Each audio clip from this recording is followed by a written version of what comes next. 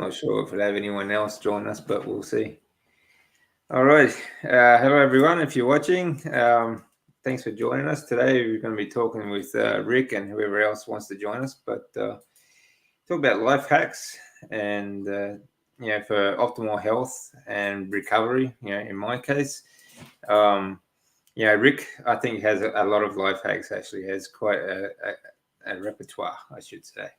So we're going to delve into that, and we'll talk about. And if you have any life hacks of your own, please put them in the comments and let us know. Let us know what you do for your health. Okay.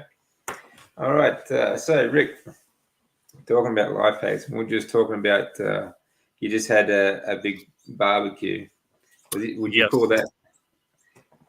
My friend of mine wanted to have a get together on Monday night. So after I got done with work, I cleaned up. I went over there, and we barbecued steaks and burgers. And I think I had 4 burgers and I had like 5 steaks. So they made sure they bought plenty to keep me happy.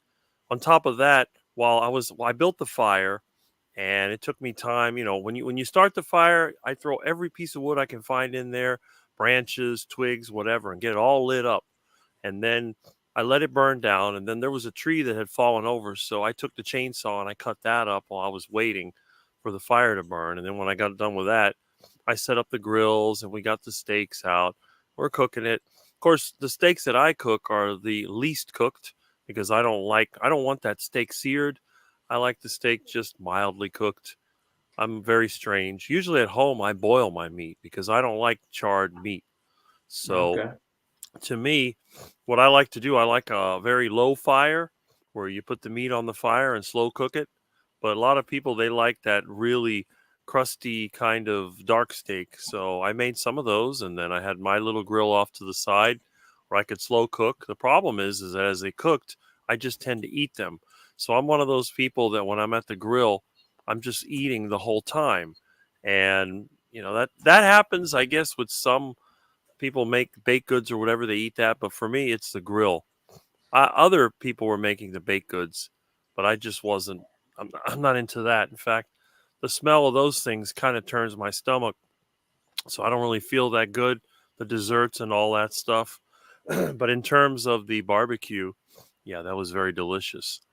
So that's what I did Monday night. And then, of course, since then, I managed to pick up some kind of a cold because last week, towards Friday, I was moving an office. We had several people that were sick.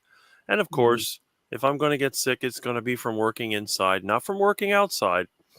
And yeah, I picked up a cold. So after we finished with the barbecue, my stomach didn't feel 100%, but then it felt okay, and I slept through the night. And then, of course, the next day, it's like I didn't feel that great, which was on Tuesday, and but I still worked. And of course, I was sneezing and feeling kind of weak.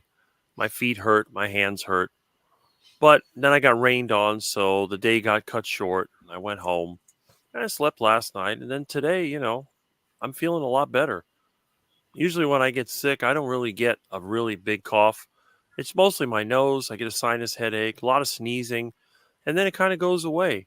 So, and I get sick 3 times a year generally, once between January and March, once between August and October or September, which is, I guess, this one. And then usually another one somewhere between November and December, I'll catch another one.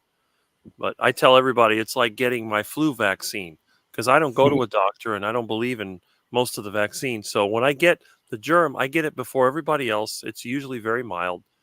24 hours of sneezing and coughing, maybe a few lingering effects. And if it's a really bad flu, I may feel kind of worn down for a week. But it's never really been anything critical, and I've never been out of breath or anything like that. I can still get work done. So, and I took my medicine today, which is extra steak, and I feel pretty good. Yeah, a steak a day keeps the doctor away. Got that right. Yeah, I'm dead set against these clutch shots as well. I'll never get them again either. So, yeah, for many reasons actually. I mean, we survived, a millennia without them, so I don't think we need them now. Well, I mean, there's certain vaccines that you get. I mean, like smallpox and maybe measles and stuff like that. But a cold or flu vaccine seems kind of ridiculous unless you're really old and you Yeah, have a very weak immune system and you can do it under a doctor's supervision. Or for a person that's healthy, it just doesn't seem necessary. When they yeah, came out with the one for COVID, people were pressuring me, you got to get the vaccine. You got to get the vaccine. I said, look, I've already been sick. I had tested positive for COVID already. Why would I get a vaccine? yeah, I've already had it. mm, Oh, but it's going to make us. I said, no. And then they were the ones that got really sick the next time it went around. And it seemed yeah, like every time I got it, it was just less and less. And I had it 3 times. The first time was the worst. I lost my sense of taste and smell. And then it finally came back. And then the second time was just, you know, stomach flu, throwing up a bit. And then that lasted a few days. And then the next one was like nothing. It was a 24-hour cold, like what I have now. In fact, now it's not even 24 hours. You know, yeah, it was 24 hours ago that I was sneezing a lot, and now I feel good. So I don't know. I think a lot of this is overdone. And I think a oh lot of it yeah, is just people are so sick and their metabolism is all messed up. So when they do get something that turns into something serious, I have friends that are dealing with type 2 diabetes. And I keep telling them, you have to make the change. Now, I do have one friend that's gone keto. He's already improving. He's lost weight and his A1C is coming down. I said, look, once you get used to that, you ought to make carnivore your next step.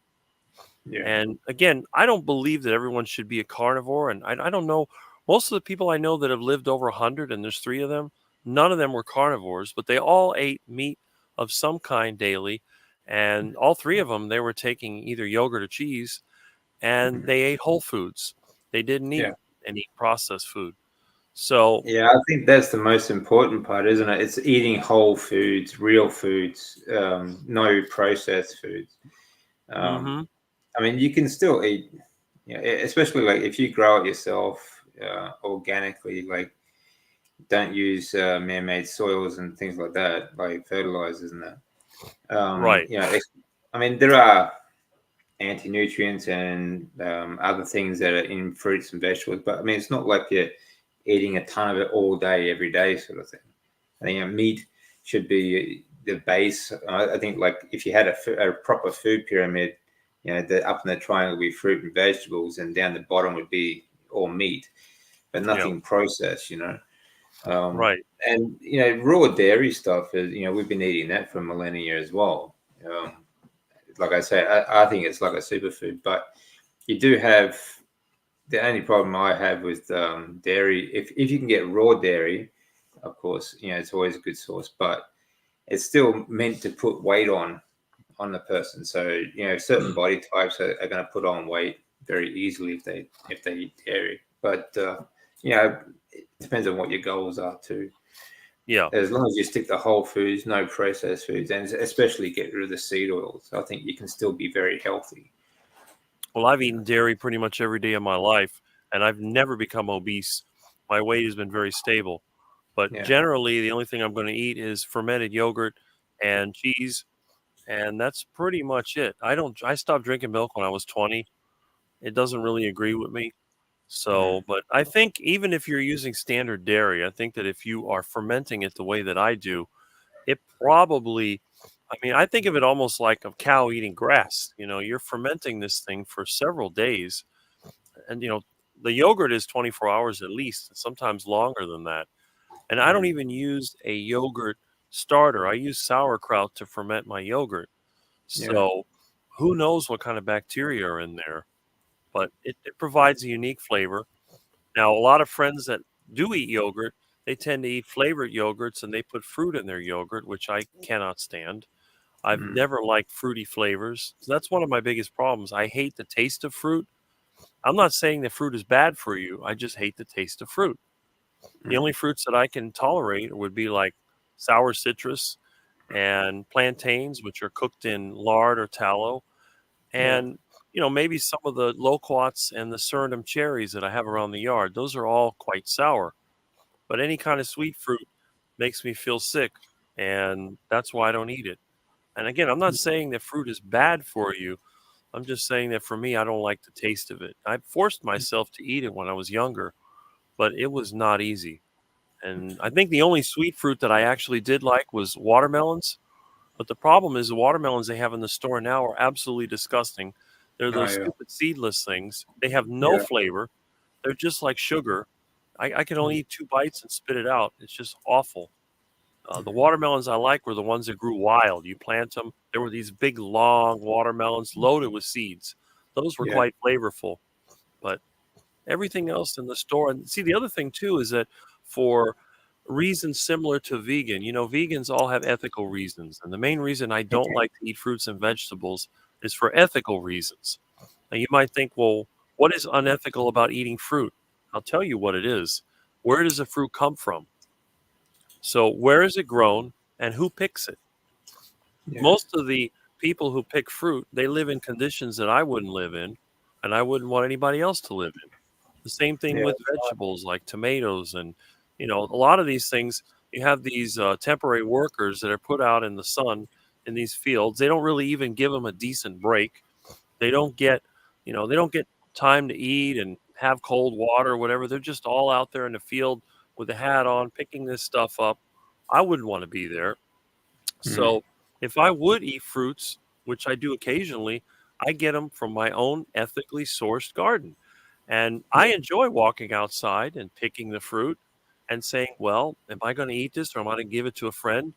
I give it to my friends. I feel good about that. It's really nice to go out there and grow something, take care of it. I trim the branches that are broken or dead, and I keep an eye out for insects.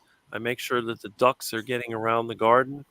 And when if I want to make a tomato sauce for a friend of mine, I'll gather my tomatoes. I keep them fermented in jars.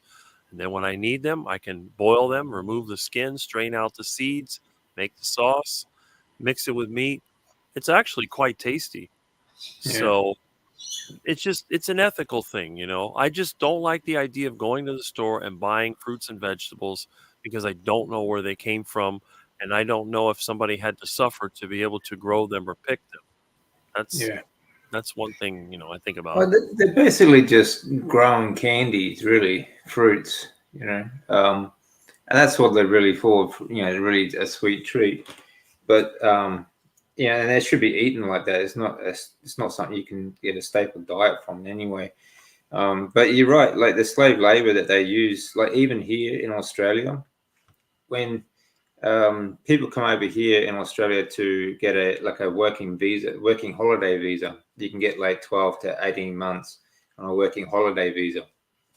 Young kids, um, they actually even if they have a job in the city or doing a job that they've been doing throughout that working holiday, the government here literally forces them to spend a minimum of 3 months out in the countryside on farms picking fruit or picking whatever they can, and the conditions are horrible. Like these, mostly these are corporate farms that stick 20 people in each bedroom of a house. Like you wouldn't, not even a youth hostel is that bad, right? Mm-hmm. um really horrible conditions, and they pay them like next to nothing, but then they also deduct everything. They charge them exorbitant rents.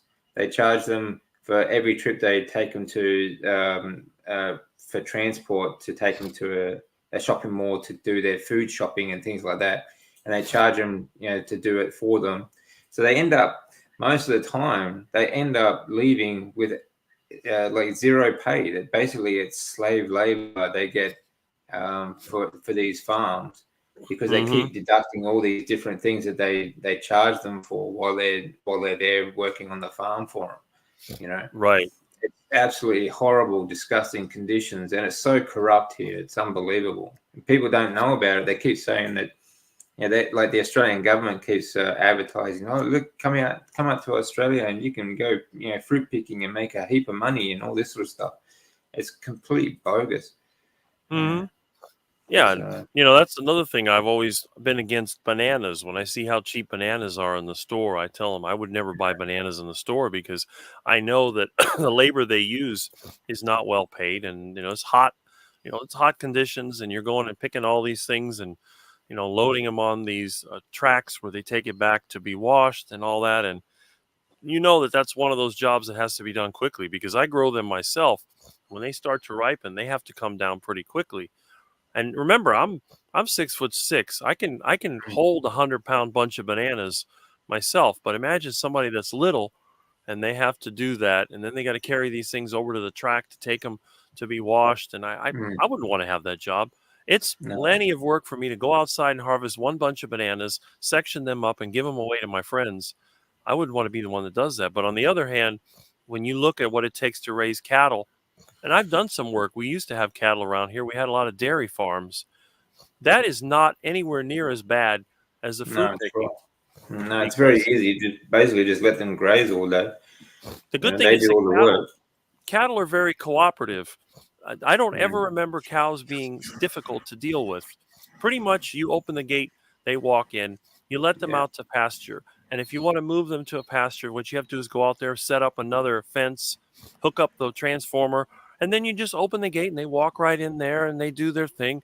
And when it comes time to milk them, basically they open up the gate, they walk into the barn, they start setting themselves up to be milked.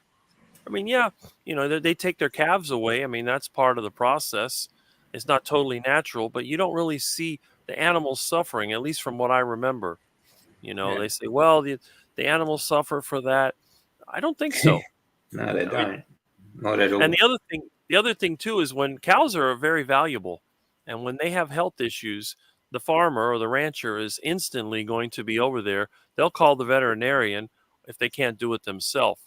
So it's sort of a I don't know how to describe it, but it's like almost like a commodity type. Not really a commodity, but almost like a form of capitalism, I guess, because if you maintain your herd, because you got to invest in your investment. Like you got to maintain your investment, so you got to keep the cattle healthy. Otherwise, you won't make any money.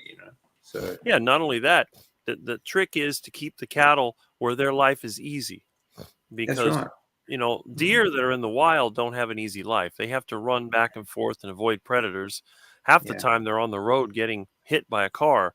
But cattle, they're fenced in. They're constantly checked on, make sure, and if there's any of the cows are pregnant, they'll keep an eye out for the calves. It's like a whole different system.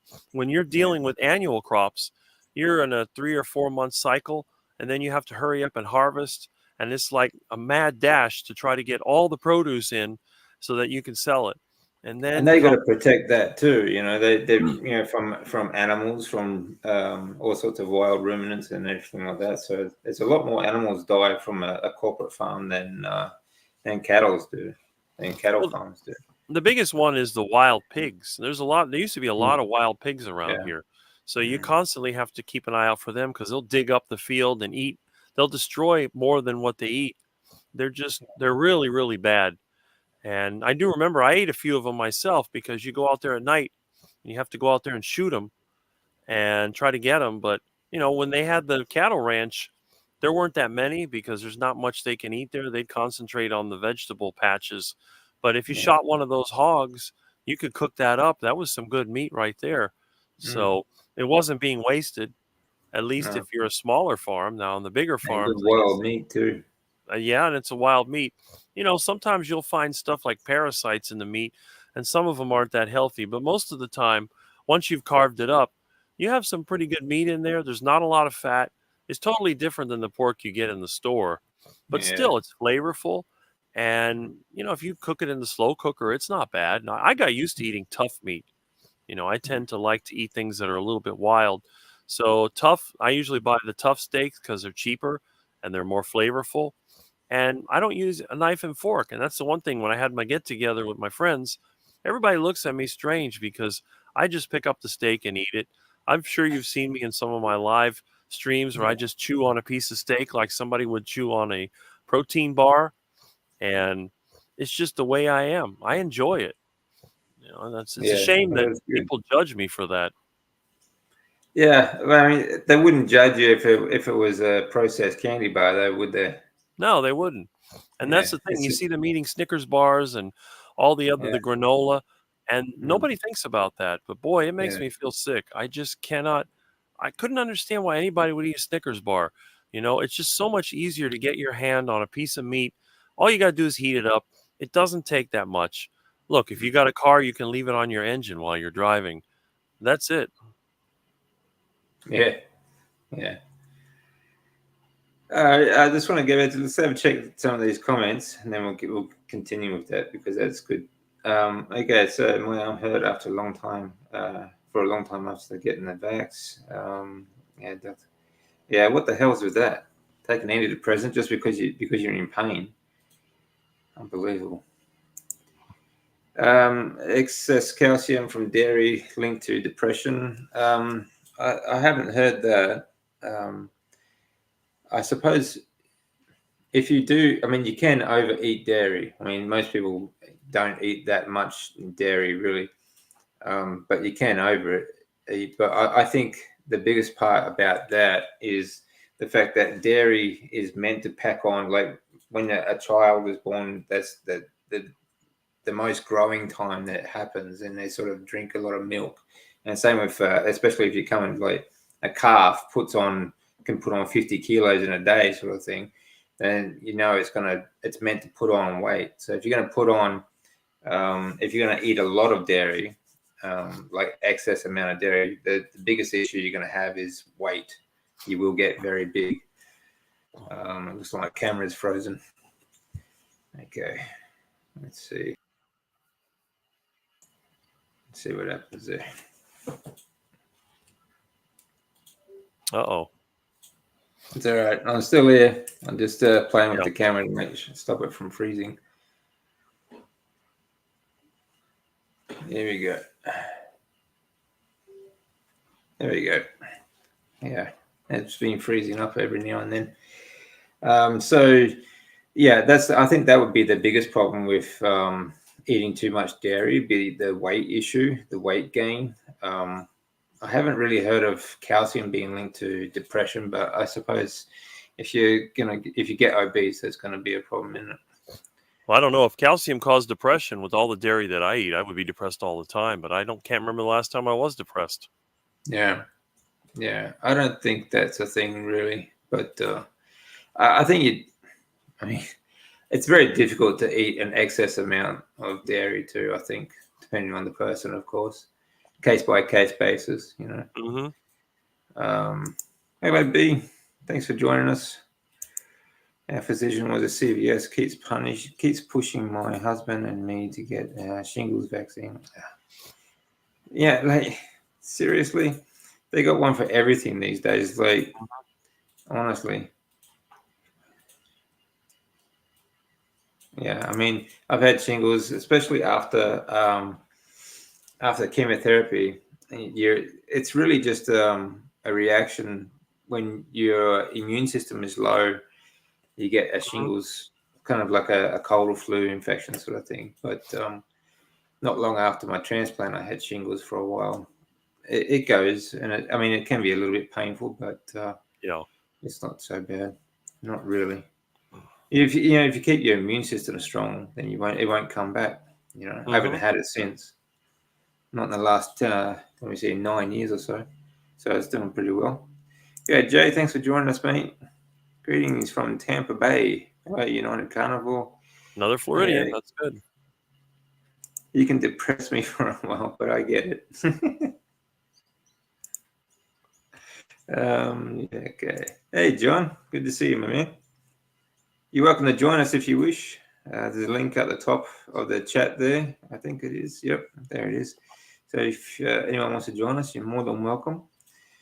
Let's see. I finally lost 6 kilos after I gained 20 kilos back since I quit smoking 6 months ago. Lost 6K since July. Excellent, B. That's awesome. Yeah, just keep going. Your body goes through, whenever you make any kind of adjustment to like your lifestyle or your diet, it's going to go through changes. So sometimes you might put on weight, sometimes you'll lose weight, but eventually your body will stabilize. It's just a hormonal thing.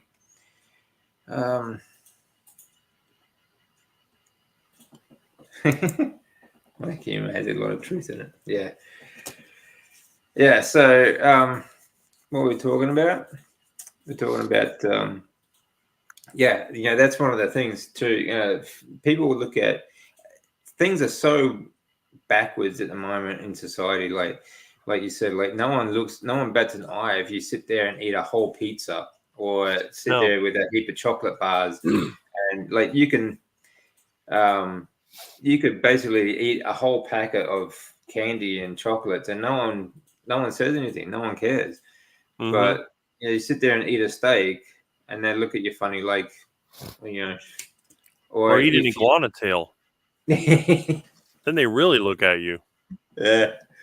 Yeah, even carnivores look at you funny then. Oh, everybody looks at me funny. I'm Yeah. over there having a delicious iguana tail, and they're like, "What is that? Iguana tail? Ooh, it's terrible. Want a piece?" I'm like, "No, no, no, no. Don't want that." Unreal. Hello, Mama Cracker. Good to see you. I know it took time now, finally. Yeah, that's good. That's good. You're feeling better. Yeah, I found a lot of people giving up a lot of habits, a lot of bad habits on the carnivore diet, which I find interesting. It's the mental part of things because it's, smoking's a hard habit to give up for most people. It's very difficult. But I've seen a lot of people give up tobacco and gambling and other things as well because they just don't feel the need for it anymore. They don't get that dopamine reaction anymore, I guess, or they get it I don't from know. other I've never places. been addicted to anything except steak. Mm. Beef is my addiction. I can't go a day without it. I don't feel good without it. But no, I Yeah, never cigarettes and alcohol and I've had drinks when I'm at friends get-togethers, but a lot of times I'll just pour it out when nobody's looking and drink a little bit of it and that's it. But it just doesn't appeal to me. I just don't see the point. yeah. No, that's good. I mean, it'd be great if we could all be that way. Yeah. Mhm. Rick, what does your channel say use day? I don't know. That's weird. There you go. I'll have to change that. Something went wrong. When I posted a pic, a pile of junk food in my Facebook when I was so ill, and people cheered me for being myself, for treating myself. Okay. Now I'm active and off meds, and I post a steak pic. They think I'm killing myself. Yeah, yeah, it's crazy, isn't it? You know, they think it's like you said, money is exactly right. You could post a pic of all sorts of junk food, and they think, oh, it's good to treat yourself. It's crazy. You know, If I'm going to treat myself, you know what that's going to be. yeah, iguana tail. Well, yeah, or a delicious steak. Or a I fat still duck. claim the national lottery. Yeah, that's good, dude. I still buy a lotto ticket now and then. Yeah, we could always use the money. Right? Beef is expensive to eat every day. Well, I guess so. Some depends. I mean, honestly, I found that I'm actually saving a lot of money because I'm not buying so many supplements. I'm not buying all the other carbohydrates and everything else. Like I'm not buying breads, cakes, any junk food. Not buying rice or anything or pasta or anything like that. So it really depends on what you get. I mean, I'm not eating ribeyes every day. I don't have that kind of money, but ground beef and chuck steak and things like that. It's actually very cheap. Whenever it's on sale, I load up. I mean, I Yeah. just finished up the ground beef that I bought for $1.99 a pound in February. I must have bought 10 of those rolls, 10 or 12. I don't remember. I think I got the whole box. And yeah, whenever it's on sale, I load up. I can't resist.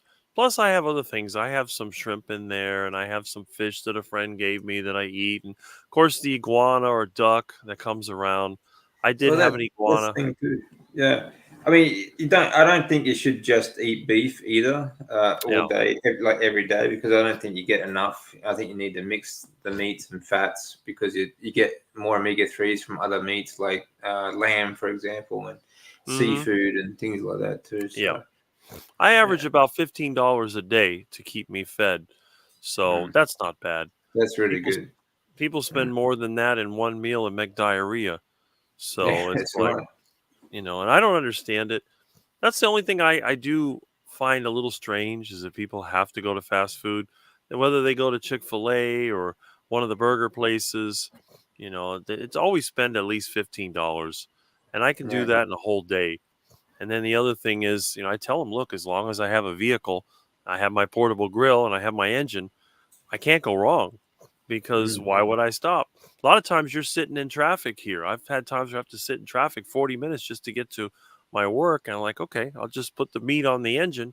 And then when I get there, the meat is still warm because it takes a while for the engine to cool off. So if I've yeah, cooked the meat, then by the time I'll eat early lunch, maybe 10, 11 o'clock, I'll eat my lunch. Then I can go all the way until I get home to have my dinner. So, and the thing is, when you eat the meat based diet, you're not like the other people I know that are constantly hungry. They go 4 hours. It's like, man, I got to get something to eat. I'm like, ah, no, I can hold out. I've had times where I came home at 10 o'clock and then ate then. I'm fine mm, with that. It doesn't bother me. I have no trouble sleeping.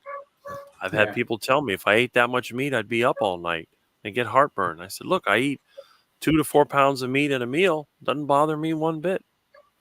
yeah. That's good. Yeah. Yeah, that's right. I mean, like $15 a day, that's great. And I'm the same. I spend about $10 to $12 a day, and I mean sometimes it might go over, but not very often. But it's a good mix, and like I think that's pretty cheap, really. Mm-hmm. I don't really go outside that. I don't. I mean, on a special occasion, I might treat myself to something like a more expensive cut or some seafood. Seafood here is really expensive for some reason, Hmm. but Okay. in Japan, like you've got such a wide variety. It's great eating over there, Mm-hmm. and you can do it really really cheap. So it just depends on Yeah. where you are and what's available to you. Just eat what you can and make sure it's a clean source if you can. Mm. Mm-hmm. Right. Question: I've lost close to 4 inches over the years since carnivore. My fancy scale says I've gained close to 2 pounds bone. Wow. Have you heard if carni can add weight height back? Not when you finish growing. Like it can add bone density, but I don't think your bones will actually. I don't think you'll actually grow in height unless you are like Rick did, started in the teenage years, through puberty or the young, like toddler sort of ages, growing years. I think any time before 20 or so, you'll continue to grow, I guess. But I Mm-hmm. think, yeah, I don't think, unfortunately, I mean, I'd love to grow taller. But yeah, I think bone density wise, yes, your bones will grow, but not in height. I've never heard of anything, or I've never heard of that happening.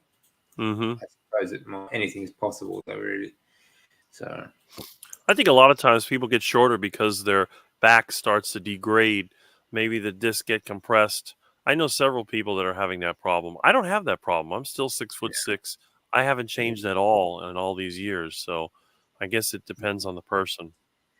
yeah, I think that comes down to a lot of, I think, muscle tension as well, and body tension over the years.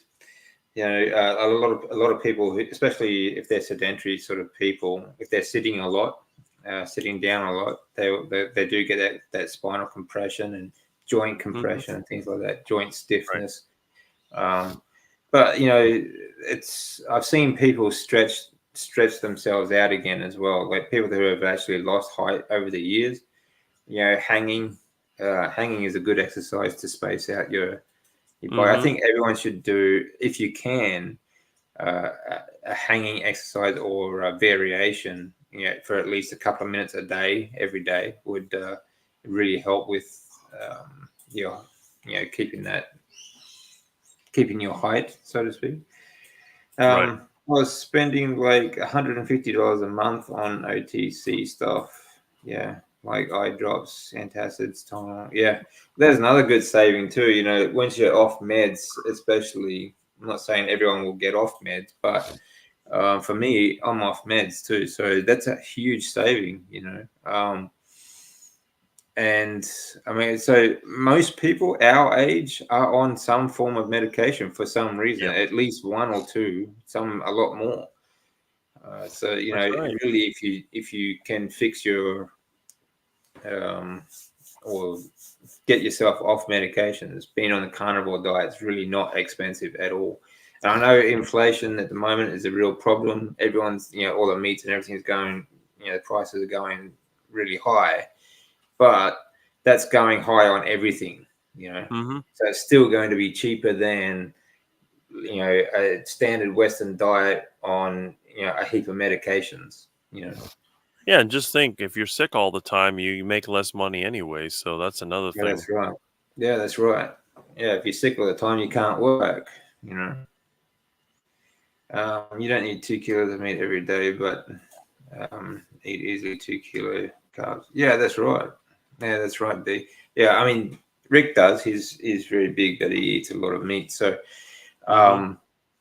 yeah, you could easily eat 2 kilos of carbs in a day if you're on a standard Western diet, and you could, and basically you still be hungry, afterwards, like an hour later. That's true. Yeah. Yeah, €10 a day. I spend mostly on ground beef. Yeah, that's good.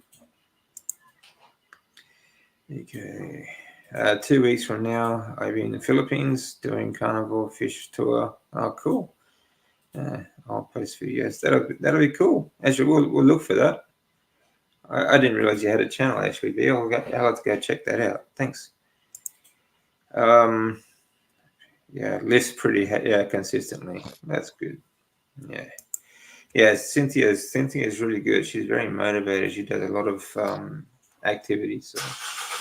Yeah, lifting is another good life hack. So we'll start talking about that too, actually. So spending around €45 a week on tobacco now, I can buy good meat for it. Yeah, that's really good.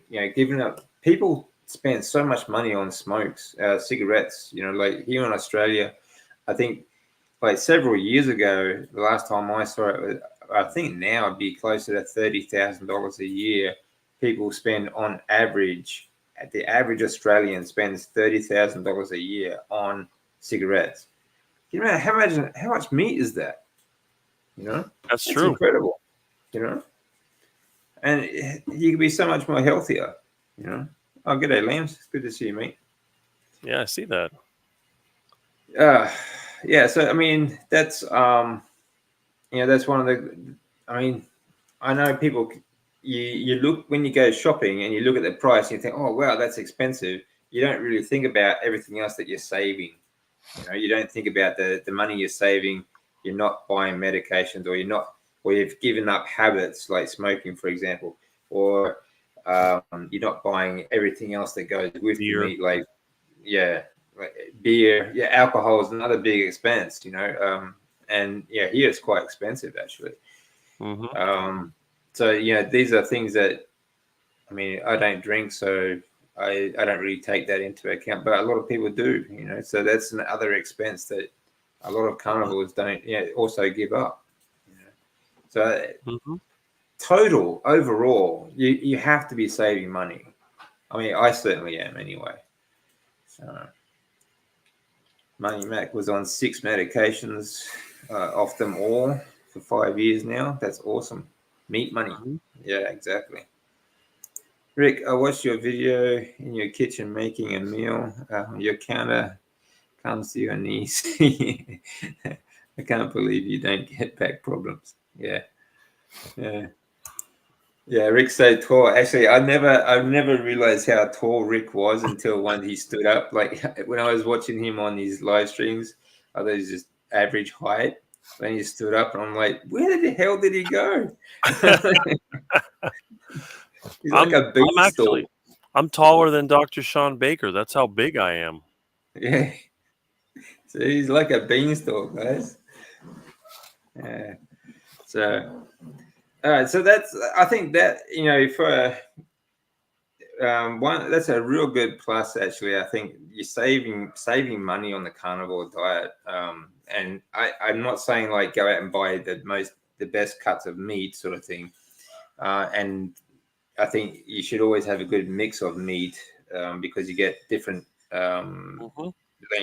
short chain fatty, long chain fatty acids and things like that you need for your body and for your brain. So you need a good mix. Seafood is great, and if you can get a good source like of chicken and pork, that's great. I mean, just remember that they are monogastric animals, so whatever Mm-hmm. they are fed will come out in their flesh and their products, such as eggs and things like that. So Wild chicken. I yeah, love wild. wild fed, like a natural diet for the chicken and the pork, and then it's still good meat. Have you ever seen the videos of the wild chickens around here? Yeah. I saw that. Yeah. That was good. There's I saw you chickens all chasing over the some the place. other day. Yeah. I caught one last week. That was a tasty, tasty chicken, fried in beef tallow. Delicious. The meat is darker than store-bought chicken. It's a little tough. Yeah, I understand it's a Yeah, little tough, but it's very flavorful. Also, yeah. another thing that I've been eating before is pigeons. And a lot of people Oh, look at me like, "Oh, how pigeons. horrible." How do Yeah, you catch them? pigeons. Oh, they're easy to catch. Are they? I used to have a part of the roof where they would nest. I'd grab them before they were big enough to fly. They're easy to catch. When they're little like that, they call them squab. And I had neighbors that had them on the air conditioner. I said, "Oh, the pigeons! I got to kill the pigeons." I said, "No, no, no, no! Let them nest, and I'll grab them before they can grow up." And you just grab the squabs, and you can prepare them very easy. Pigeons are easy to catch, and they're very flavorful. In the old days, people that were rich, they had dovecotes. They had these little buildings that were like little towers, and their pigeons would nest in there, and they would grab the baby pigeons to eat. So you had the royalty, the nobility eating pigeon meat. And nowadays, people look at it like, "Ooh, flying rats." But Yeah. there's good meat. I'm thinking about building a dovecote, because I need some type of backup food source. And there's pigeons everywhere, especially in the city. There's everywhere you look, there's pigeons. Yeah. So, that would Yeah, solve but the they'd be problem. eating crap food too. Well, that's true. But around here, they eat mostly fruit, and that's about it. I mean, seeds and fruit is basically what they eat. Now, if you Yeah. go near downtown, they're probably eating garbage. But Yeah. around here, they generally eat natural foods. But they do drive people crazy because they get on the air conditioner and they nest. And then when they're nesting, they go, "Rrr, rrr, rrr." And when they're Yeah. mating, they really make some crazy noises. My I'll have to neighbors, remember that. Might put out some wild bird seed. yeah, catch some pigeons. If you've ever had pigeon meat, it's very flavorful. It's kind of like a mini duck. It's Okay. really good. And then the young ones, they're nice and fatty and they're tasty. So yeah, they call it squab. So when Mm. you think of squab, that's a young pigeon. Okay. Very good. They're small, Actually, like just, just remind me, like you said, that the wild chicken is actually darker than the supermarket chicken. That's a good yes, point. 'Cause it's actually, I've seen it like wild, like on a proper chicken diet, like the meat is actually reddish. It looks like a reddish pork, yes. you know. It looks a So lot like duck. It's very yeah, similar to duck. The only problem with the chickens is chickens are harder to catch. Duck is easy to catch, but yeah, chickens are chickens are quick. fast. Yeah, Yeah, chickens are chickens are fast. So you got fast. to have a throw net. The secret Yeah, is you hide and you put the food down there and then you throw the net over them and then you can grab them. But they do yeah, have claws and they can peck you, so that you have to bag them. Usually I'll yeah. turn them upside down and that way they don't cause any problems. But a lot of times I'm Actually, if riding. you turn them upside down and you stroke their stomach, they'll fall asleep. Right. Well, that's Mm. it. So when I'm taking them home, I'm usually hunting by bicycle. So I don't want the chickens putting up a fuss. So I turn them over and I tie their feet together in the bag, and then I can hang the bags on the side of the bicycle. And that way, when I ride home, they're pretty calm.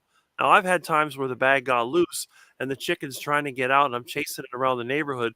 People are looking at me like, "What am I doing?" Trying to get the chicken. I had one that flew out. I was running after it.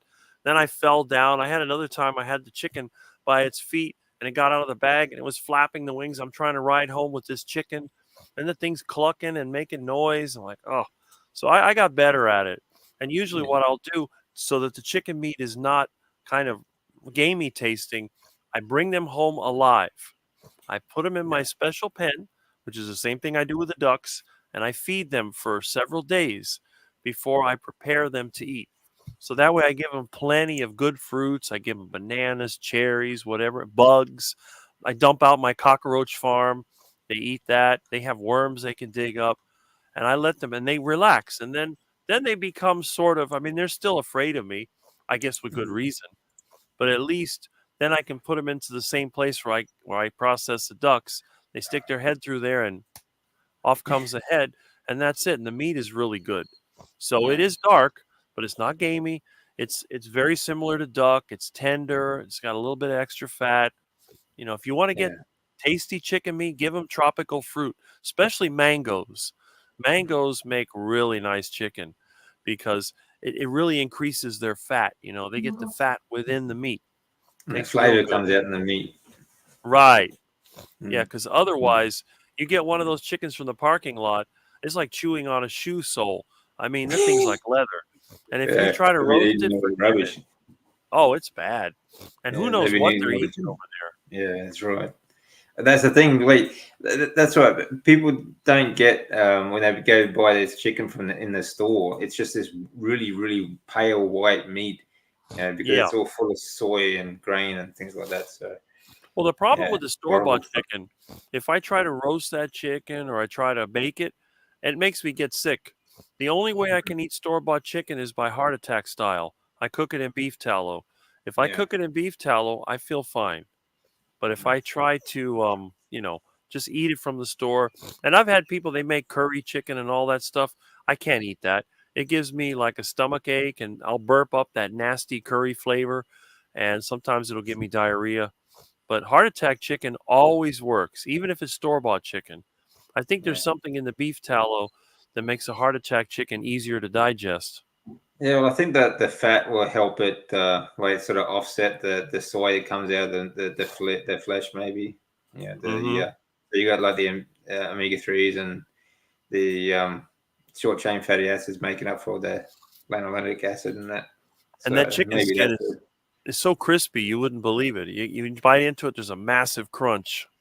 No, that's nice. Yeah. Marty Mag just made another good point too. The time that you save on the carnivore diet is also money. It adds up as well, because you do get so much more time back on the carnivore diet. And there is zero food waste. You never waste food, ever. Yeah, exactly. Exactly. You don't waste any food. Even when you get bones, like you can use the bones to make a broth and things like that too. So it's the least wasteful diet to be on as well. So you really do save a lot. If you have to look at the big picture, and you count everything. But I know it kind of looks daunting when you look at the price of meat in the supermarket and you think, oh, wow, this is a really expensive diet. But when you take everything out of it and take everything away, you realize how much time and money you're saving. It's a big difference. Pigeons are tasty. Yeah, again, like any sort of monogastric animal, I think you can eat, but you just have to be wary of the source, like make sure it's not eating junk food sort of thing, Thanks for everyone for joining us. Really appreciate it. So, my chickens came by name. I could never. Yeah, you start naming them as pets, then it makes it a bit difficult to start plucking them. That's true. Well, same thing with the ducks. I've had pet ducks for 15, 16 years. They never got eaten. Yeah. I mean, that's everyone has pets, and it's always good to but you just have to sort of separate that sort of thing. It's kind of hard to eat your pets, but if it came down to it, though, if you were hungry enough, you would, obviously. Yeah, well, I always used to joke they should put the animal shelter next to the Chinese restaurant. That way, when they have the animals nobody wants to adopt, they could just send them to the Chinese restaurant. I'm sure they probably do a lot of. The Bow Wow platter. Yeah. It reminds me of the was it silly movie? It was a good the Anchorman. And the guy's like the chicken of the cave. He's cooking bats and he's selling it as chicken. Chicken of the cave. And cats were like chicken of the rail yard. They call iguanas here chicken of the trees. Oh, there you go. Chicken of the trees or chicken of the rivers. Yeah. Yeah, I saw a few my of them last jump in the river you were chasing the other day. my last bike ride, I threw down my camera and I chased after this iguana. I finally got him.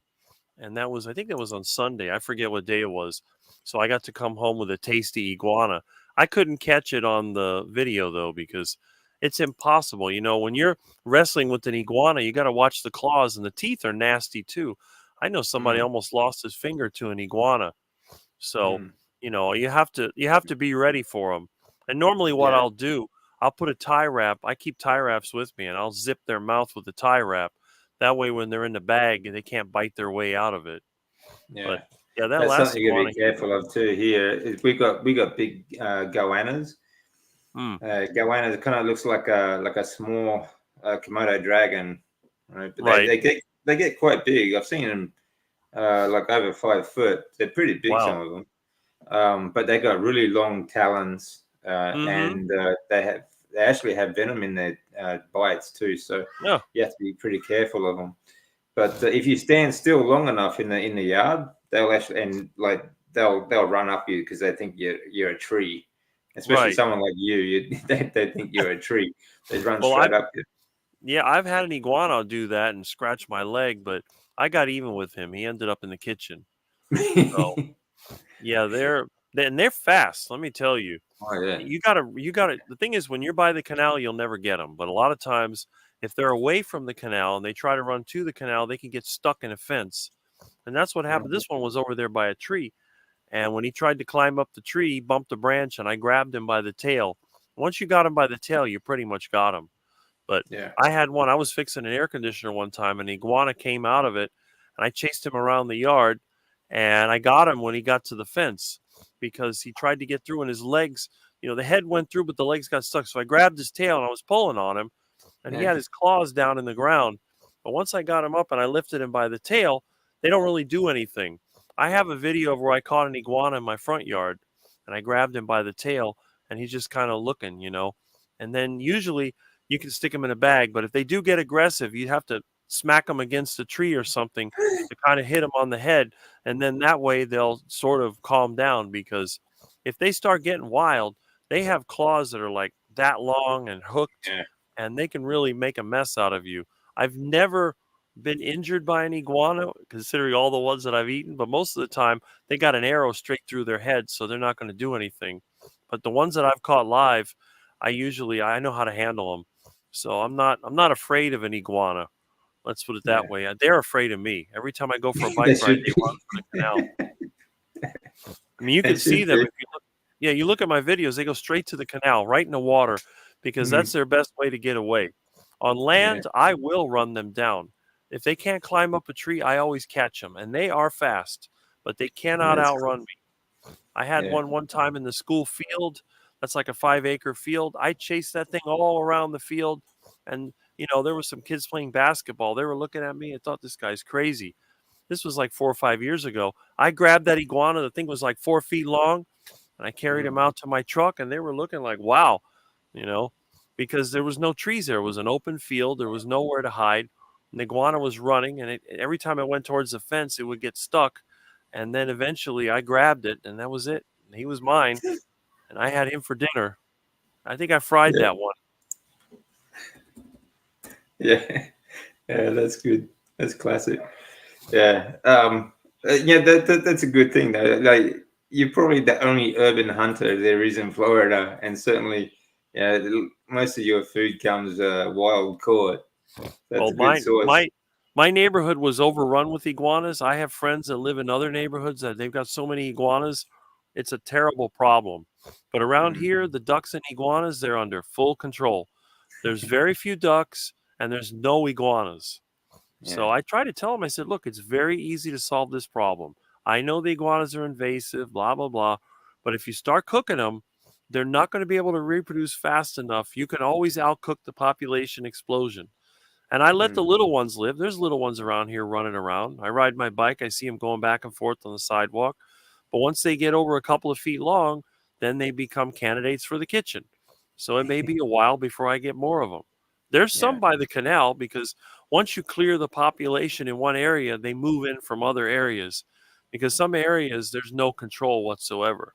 And they don't have really any natural enemies except for alligators. Once they get to a certain size, they're too big to be eaten by birds, and they're too hard to catch. So they're really the only enemy they have would be humans. And in this neighborhood, that would happen to be me. I'm the only one here that I know of that hunts and eats iguanas. So you're right about that. Yeah. Well, that's good. But, it's a good food source, though, too. So, oh, yeah. Yeah. I think it's good to have I'm pretty lucky. Like out of my old man's place, they have a heap of wild ducks because they're putting out wild bird seed. And so there's always a lot of bird life out there. Yeah. So that's easy hunting, really. But oh yeah, it's something a lot of people don't. I suppose when you get hungry enough, if someone gets hungry enough, they'll eat anything that's around them. But it's convenience is one of the biggest habits that I think is of society that we have at the moment. It's kind of a nasty habit, really. That's what all the junk food comes in, because it's just easy, convenient to unwrap something rather than to cook something. That's right. But you were talking about before, like you got sick because you were working inside. So let's talk about sunlight. Like you do most of your work outside, yeah? Yeah, I have a cold right now, but I feel fine. It's just my nose. I had a headache when I first got it. But yeah, from the office, I was moving an office. What happens down here, these landlords, they keep trying to raise the rent. So my customers that I set up their offices for, we have it set up so it's easy to move. So we can move in a weekend. It's near the end of the month, so I have another one to move. We just move the office, and then they just let their lease run out. So we negotiate to find a cheaper office and then move. So I was taking stuff back and forth, and I set it up on Friday, and then I moved it on the weekend. But I think it takes about 3 days for me to get get a virus. So I figure I was exposed to it when I finished the move on Sunday, and then, or maybe on Saturday, hard to say. And then as of yesterday, I got the symptoms. So somewhere between Friday and Sunday, I picked it up, and now I have it. But it's good because I always get the germ first before anybody else, and then I'm over it in a day or two. And then when everybody else starts getting sick, then they have it a lot worse. They have a lot of cough. A lot of people I know, they have trouble breathing. I have a friend that every time he gets the flu, they have to take him to the hospital because he has trouble breathing. It's, I don't know, but for me, it's just a minor nuisance. Aches, pains, diarrhea, sniffly nose, headache, last 2 days, and then it's over with. And then I can continue with whatever else I need to do. Yeah, so that's a great thing about carnivore diet too. Like we were saying before, that you save money on medications because you don't. I mean, colds and flus don't last long. Yeah, I don't even have any. When I was a kid, we had all those cold remedies. I don't have anything like that. I don't have any painkillers. I don't have any aspirin or Tylenol or anything like that. My medicine cabinet has a box of bandages and a lot of dust, and I think there was some rusty razor blades in there, and that's it. So, I think most of them are in the wall, because in the old days, they had a slot in the back of the medicine cabinet, and you just drop your razor blades in the wall. Who knows how many razor blades are sitting in that old wall? More metal than wood. Oh, yeah. I'm sure you've seen it in these old houses. They always have a little slot in the medicine cabinet where you drop the razor blades in. I've never seen that.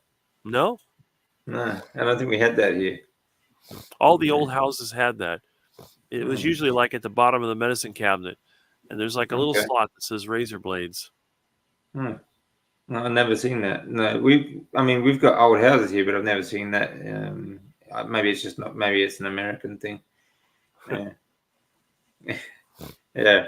I just getting back to that though, like back in the day, like the old sanitariums, people would get sick and they'd get flus, colds, and pneumonia and things like that. They just wheel them out in the sunlight to heal. Right. And that's one of the things that I suppose is these days is demonized, and a lot of people are scared. They put so much sunscreen on and cover up everything and don't go out in the sun as much as they should. But they're just making themselves sick, and that's one of the things I love about being out and actually carnivore as well. I don't burn so easy like I used to as well. Once you get rid of all those seed oils, I think that's probably the biggest problem is the seed oils. I just don't burn. I used to burn when I was a kid. I haven't had a sunburn since 1983. Wow. So, but I try to avoid the sun, but I do work outside. But I do avoid the sun as much as possible. I don't like it. But then again, I'm always in it. So I guess what can you do, right? Yeah.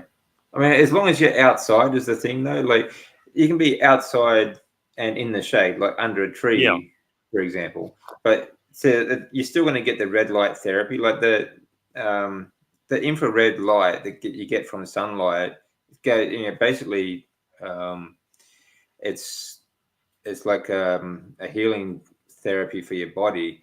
But even if you're fully dressed, it's like you're wearing nothing. That red light therapy still gets through to your skin, and that's a good thing. Like, it's just a matter of being outside. And that's the problem with being inside, is that you're not getting that. You're not getting that infrared light, and even the windows in your house, that will actually filter that out, even if it's not tinted.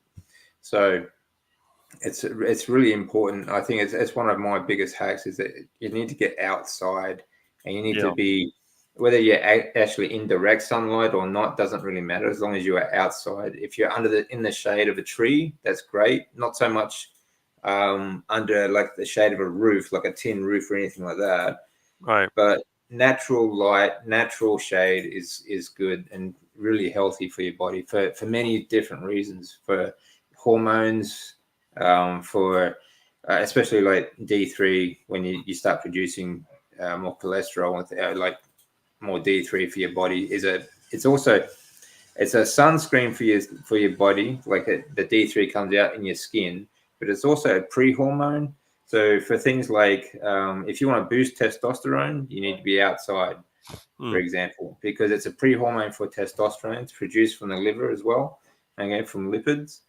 So if you want to get big, if you also want to burn fat as well, you need to be outside in natural light. Okay. But apart from that, it also kills germs. That's what I was going to say. Yeah. Talking about Rick's colds. When you get cold or flu or anything like that, one of my remedies is to be outside in the sun. And if you can, go to the beach, because breathing in salt air is really good for your esophagus and your sinuses to get rid of all that mucus. Or just eat more salt and drink more salt is good as well. So it's it's just so good for everything like that. Colds, flus, and that's why it's also good. When you do your washing, you hang it outside and in the sunlight. Actually kills more germs than washing it. So,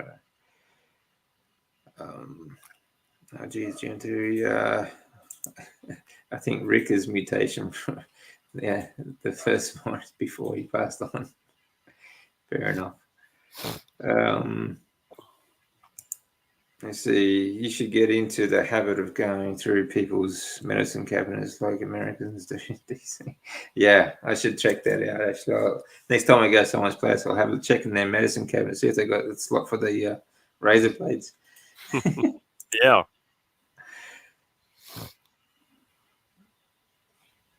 I use undercream for sunscreen, much better than the skin. Undercream, I've never heard of that. So, for the cows. Oh, okay. Yeah. I walk around as naked as I can without getting arrested. Fair enough. My neighbors think I'm nuts. Yeah.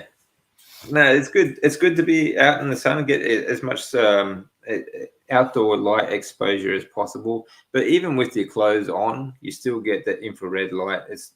Infrared light is basically you are naked without whether you know it or not, to the infrared light. But it's also getting that your skin is also like a solar panel as well. So bear as much as you can. It's weird, but in the most tropical places, people have the most vitamin D deficiencies. It's just too hot to be outside uncovered. Probably same thing in Arab countries. Yeah, it could be that, Lambs. It could be that they're on low-fat diets too. A lot of that is due to a low-fat diet because let me see, 95% of the world's vegetarians are vegetarian because of economic reasons. Okay, so a lot of tropical countries, third world countries like Indonesia and other places through Asia as well, but they are because they are vegetarian because of economic things. They don't have the access to meat. Actually, I was talking about this with Peter Ballester. If you have a look at that interview, it's really good. But because they're on a low-fat diet, they also don't have the cholesterol and their hormones, and so they're not actually producing enough vitamin D, and that's why they're deficient for most of them. And some people also test low because vitamin D3 is a fat-soluble vitamin as well, or mineral, I should say, or hormone. So if they are obese, obese people would test low because they're not getting enough sun exposure for it to actually come out of the fat cells and into the bloodstream. So it's kind of like testosterone, like free testosterone, and what you use actually in your bloodstream. It's actually stored in fat cells. So unless you're outside to stimulate to get them out of the fat cells into the bloodstream, then you're going to test low for it as well. So there's a few things going on there.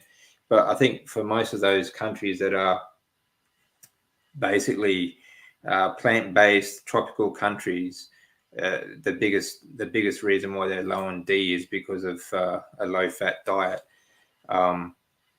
Would be my guess anyway.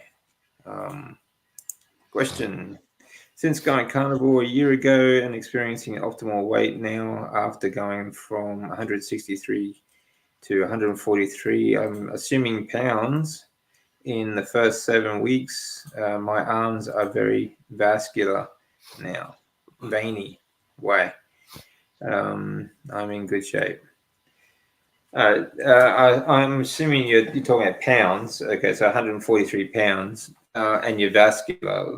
That's good. Like vascular just means you got healthy veins, healthy, blood circulation as well.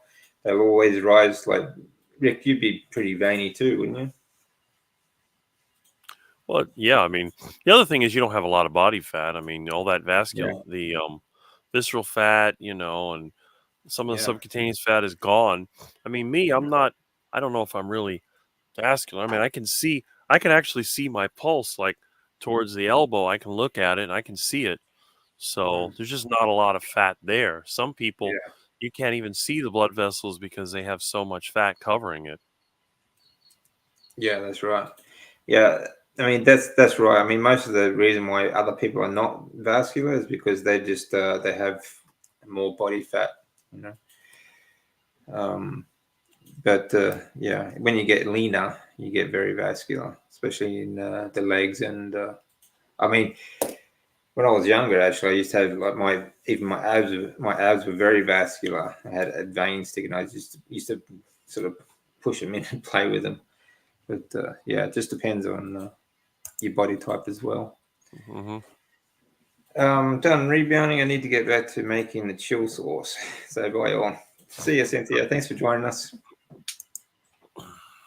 My veins are very vascular since going carnivore. Happens to all of us. Yeah. Again, it's just as you get healthier and leaner, you will get vascular. Okay. So it's just a normal thing. That's the way we're supposed to be. We're supposed to look. But yes, pounds. That's good. Healthy blood circulation. Yeah. Healthy. It also means good circulation as well. You'll notice you probably won't be as vascular like first thing in the morning. as like later in the day after you've been active, exercise, and that sort of thing. It's because you will get more vascular as you do more activity. So it comes down to circulation as well. So yeah, but yeah, make sure you get sunlight is a great thing for so many reasons as well. Also good for circulation as while we're talking about that. What other life hacks do you have, Rick? Well, I mean, obviously, keeping stress down and trying to keep track of things, not letting other people drive you crazy, not making promises you can't keep, trying to get up in the morning as soon as you can. Usually, I'm in bed at midnight. I'm up between 7:30 and 8, going outside first thing. That's what I normally do. I know some people, they tend to stay in bed. I'm the opposite. I can't wait to get out of bed. Sometimes it may be 6 o'clock and I look at the clock. I go, okay, I need more sleep. And then I'll have to kind of go back to sleep. But then I'll wake up again. It's like, all right, 7:30, I'm out of there. But if I need more sleep like I did last night because I was sick, I got up at about after 8. So that's very important. And then keeping an eye on yourself, like with me. When my energy levels are not that great, I know that I'm coming down with something. So it might be a good idea to set aside some time. If you have work to do, let people know that they may have to wait. That's what I did today. I just said, look, I'm not feeling well. I'm going to take it easy. Because in the end, it's going to pay you back dividends. If you try to work through when you're sick, you're just going to get worse. Plus, you may give it to somebody else, which I don't think anybody really wants. So, plus, it's an added stress as well. yeah, that's it. But, getting stressed out over things and worrying about what other people think is a sure way to shorten your life and make you feel miserable. So I don't care. People laugh at me. Yeah, I got old beat up car, broken down house, old clothes. Who cares? I said, look, if it was really that important, then you would replace that for me. If not, don't worry about it. If you want to criticize me, that's fine. But I'm not going to pay attention. You're not going to give me anything to solve the problem. So why would I care? And I learned that a long time ago. You start worrying about money, you start worrying about what people think, and all it's going to do is just make you miserable. It's not going to solve the problem. So I tend to turn it on them. If you don't like it, well, you don't have to look at me. I'll remember that the next time that you call me with a problem. So, yeah, I don't know. No, Got to I keep think that that's a stress great down. attitude. Yeah. Yeah. Yeah. I mean, a lot of, I think like 90% of most people's stress these days are basically it's all in our head. It's like what we perceive other people to think of us, whereas, most people just aren't really thinking about us anyway. Like, so we just stressing ourselves out because we're worried about what they may think of us or what they, whatever else. I That's think it's right. crazy. We all do it from time to time, but then you just gotta have to. I think the biggest thing is to try and put it into perspective. Like, how much does it really matter? That's right. It Um, doesn't. yeah, because stress can be, and I said this before. I've said this before. Like, everyone's so worried about fat loss and getting lean, getting that six pack abs, and getting that gym body sort of thing. They literally, and they're so stressed about it that every time something comes up about cortisol, for example, like cortisol makes you fat and it makes you it's a don't stress sort of thing. People literally stress about not stressing, like, because they're so busy chasing the perfect body so that they can look good for everyone else, right? Which is just a stress that they don't need. Yeah. I mean, I like sports. I like lifting. I like doing all this, but I do it for me. I do it because I enjoy it. And well, the body needs it. The body needs it we need movement. But I'm not really too worried about what I look like to other people. I think people need to just embrace their body shape as well. Sometimes, to a point, you can make it what you want, but don't stress about it. Like, don't stress about, oh no, if I do this, I'm going to raise cortisol sort of levels, sort of thing. I think there's also a positive and a negative stress. Mm-hmm. You know, like worrying about what other people think is a negative stress, right? Having a bad diagnosis, losing your job, these are all negative stresses. But there are positive stresses as well. Like when you get up first thing in the morning, like you do, Rick, and you go out straight outside, you're raising cortisol levels anyway because it's your wake up hormone. But there's also positive stresses such as goals, things that you want to do, setting yourself a goal and trying to achieve that goal. That's a positive stress. So, you know, I mean, I think you just need to put things into perspective. I think, like, for me, I mean, I've had like the last 12 years been very stressful for me, like losing everything, getting diagnosed, and all the going through treatments. That's a very stressful sort of thing, moving internationally and all that sort of stuff. But the difference, I think, is that throughout that time, I'm not worried about what other people are thinking of me while I'm doing this stuff. The only thing that to me was, okay, these are jobs these are challenges that we needed to get past, that we needed to focus on. So we just worked on that. You work on that. If you have when there's something that you can do about it, do it. When there's nothing you can do about it, then don't worry about it. You know, Mm-hmm. you know what I mean? Right. That's it. So, you know, if it's something stressing you out, if you can do something about it, do it. Otherwise, it's going to keep stressing you out. If there's Right. nothing you can do about it, don't worry about it. Right. Okay? Because there's nothing you can do about it. So just let Exactly. it go. You know. Mm-hmm. So I think that's a good thing. Like, people stress about the wrong things these days. You know, they stress about, like, can I have that candy bar sort of thing? They stress about their calories and all that sort of garbage, but they still stress about it. It's crazy. Mm-hmm. Take I've away seen their it. phone. Yeah. Anyway, so we've got, like, carnivore diet is a great life hack, I think. It also helps with stress and mental issues and things like that. There's a lot of things that I think it really helps with. Sunlight, stress is another big thing. Sleep is a great thing, and light. Light really affects the way you sleep as well, and activity does as well. So, like, Rick is really active. So, do you ever have trouble sleeping? No, unless No. I'm really sick. Yeah. So I think that comes down to light and activity. I think a lot of people, when they have trouble sleeping, it's because they haven't been active enough throughout the day. I know on days when I'm not active, I do have trouble sleeping, and I'll stay up later than I usually do. Um, so I think it's a really good point to make sure that throughout the day, you do enough activity for your body, because you need that movement in your body anyway for your health. But it really does make a difference to your sleep. And light, especially false light, like when you're watching computer screens or indoor lights and things like that, that can really affect the way you sleep. So I like to use blue light blocking glasses at night when it starts getting dark. And when I'm on the computer as well, I have the 50% blockers as well that I use, not complete blockers like these ones here.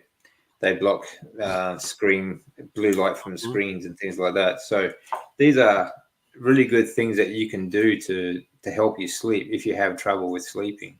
Yeah. Um, I'm kind of the exception because I hey, have John. lights all over. They don't bother me. Yeah. But then again, I'm using mostly incandescent lights. I have some neon lights, which are red. Maybe that's probably part of it. My bedroom lights are neon. So I don't really have, and I do have a screen. I have a big TV. That's what my monitor. I don't actually use, I don't really use a cell phone. I use a Mm. rotary phone, but I Yeah. do watch the computer. Like right now, I'm watching you on my big screen TV. That's about 20 feet away. And maybe that's different. I don't know, but I have no trouble sleeping when it's time to go to bed. Between 11:30 and midnight, I just go into the bed, and I fall asleep within 10-15 minutes. I'm out. Yeah, I think your stress levels help with that too. Yeah, you don't stress so much. Plus, you're very active and you spend a lot of time outside throughout the day. These are three really good keys, I think, for a good sleep. But sleep can be more important than people realize. I know when I was younger, I had a lot of trouble sleeping. Sometimes I'd go days without sleeping.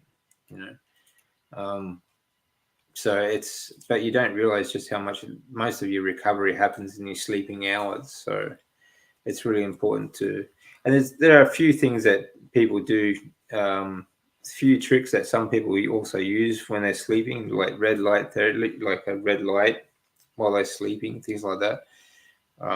And sound waves, like frequencies. Some people listen to like 432 hertz and 528 hertz when they're sleeping, because frequencies do have, like, when you're on the cell phone or you're listening to TV or the radio, these are frequencies that also affect your hormones as well. So these are things that sometimes I also use. You can also get frequency therapy, where they actually lock you in or put you in a room where it just bombard you with different frequencies. So it's not something I use, but there are people that do use that. So sleep, eat the proper human diet, get lots of sunlight, get lots of activity as well, and eat lots of fat too. Anything else? What would you add to that, Rick? Well, you got to have a purpose. You got to have something you're going Yeah, to do every day. yeah, that's good. Otherwise, you just go aimlessly through life. Yeah, that's right. Yeah, having a purpose in life really makes a big difference to your state of mind, I think. If you have a purpose, a reason for getting up, it really makes a big difference to your day every day. So it's always good. Like something, one trick I learned a few years ago was to write down at least 3 things that you want to do the next day. So that way, when you get up, you know what you want to do, and you just sort of tick off the list. Actually, I spoke to Jonathan. He does this. Jonathan from Carnivore Muscle. I spoke to him a couple of weeks ago. Or was it last week? He does that every day. He makes sure that he has a list of things that he ticks off every single day. Now, it's part of, it's just part of his personality. But I think it's a really good life hack as well, because it just makes the next day so much easier when you don't have to argue with yourself, because you always know what you should do.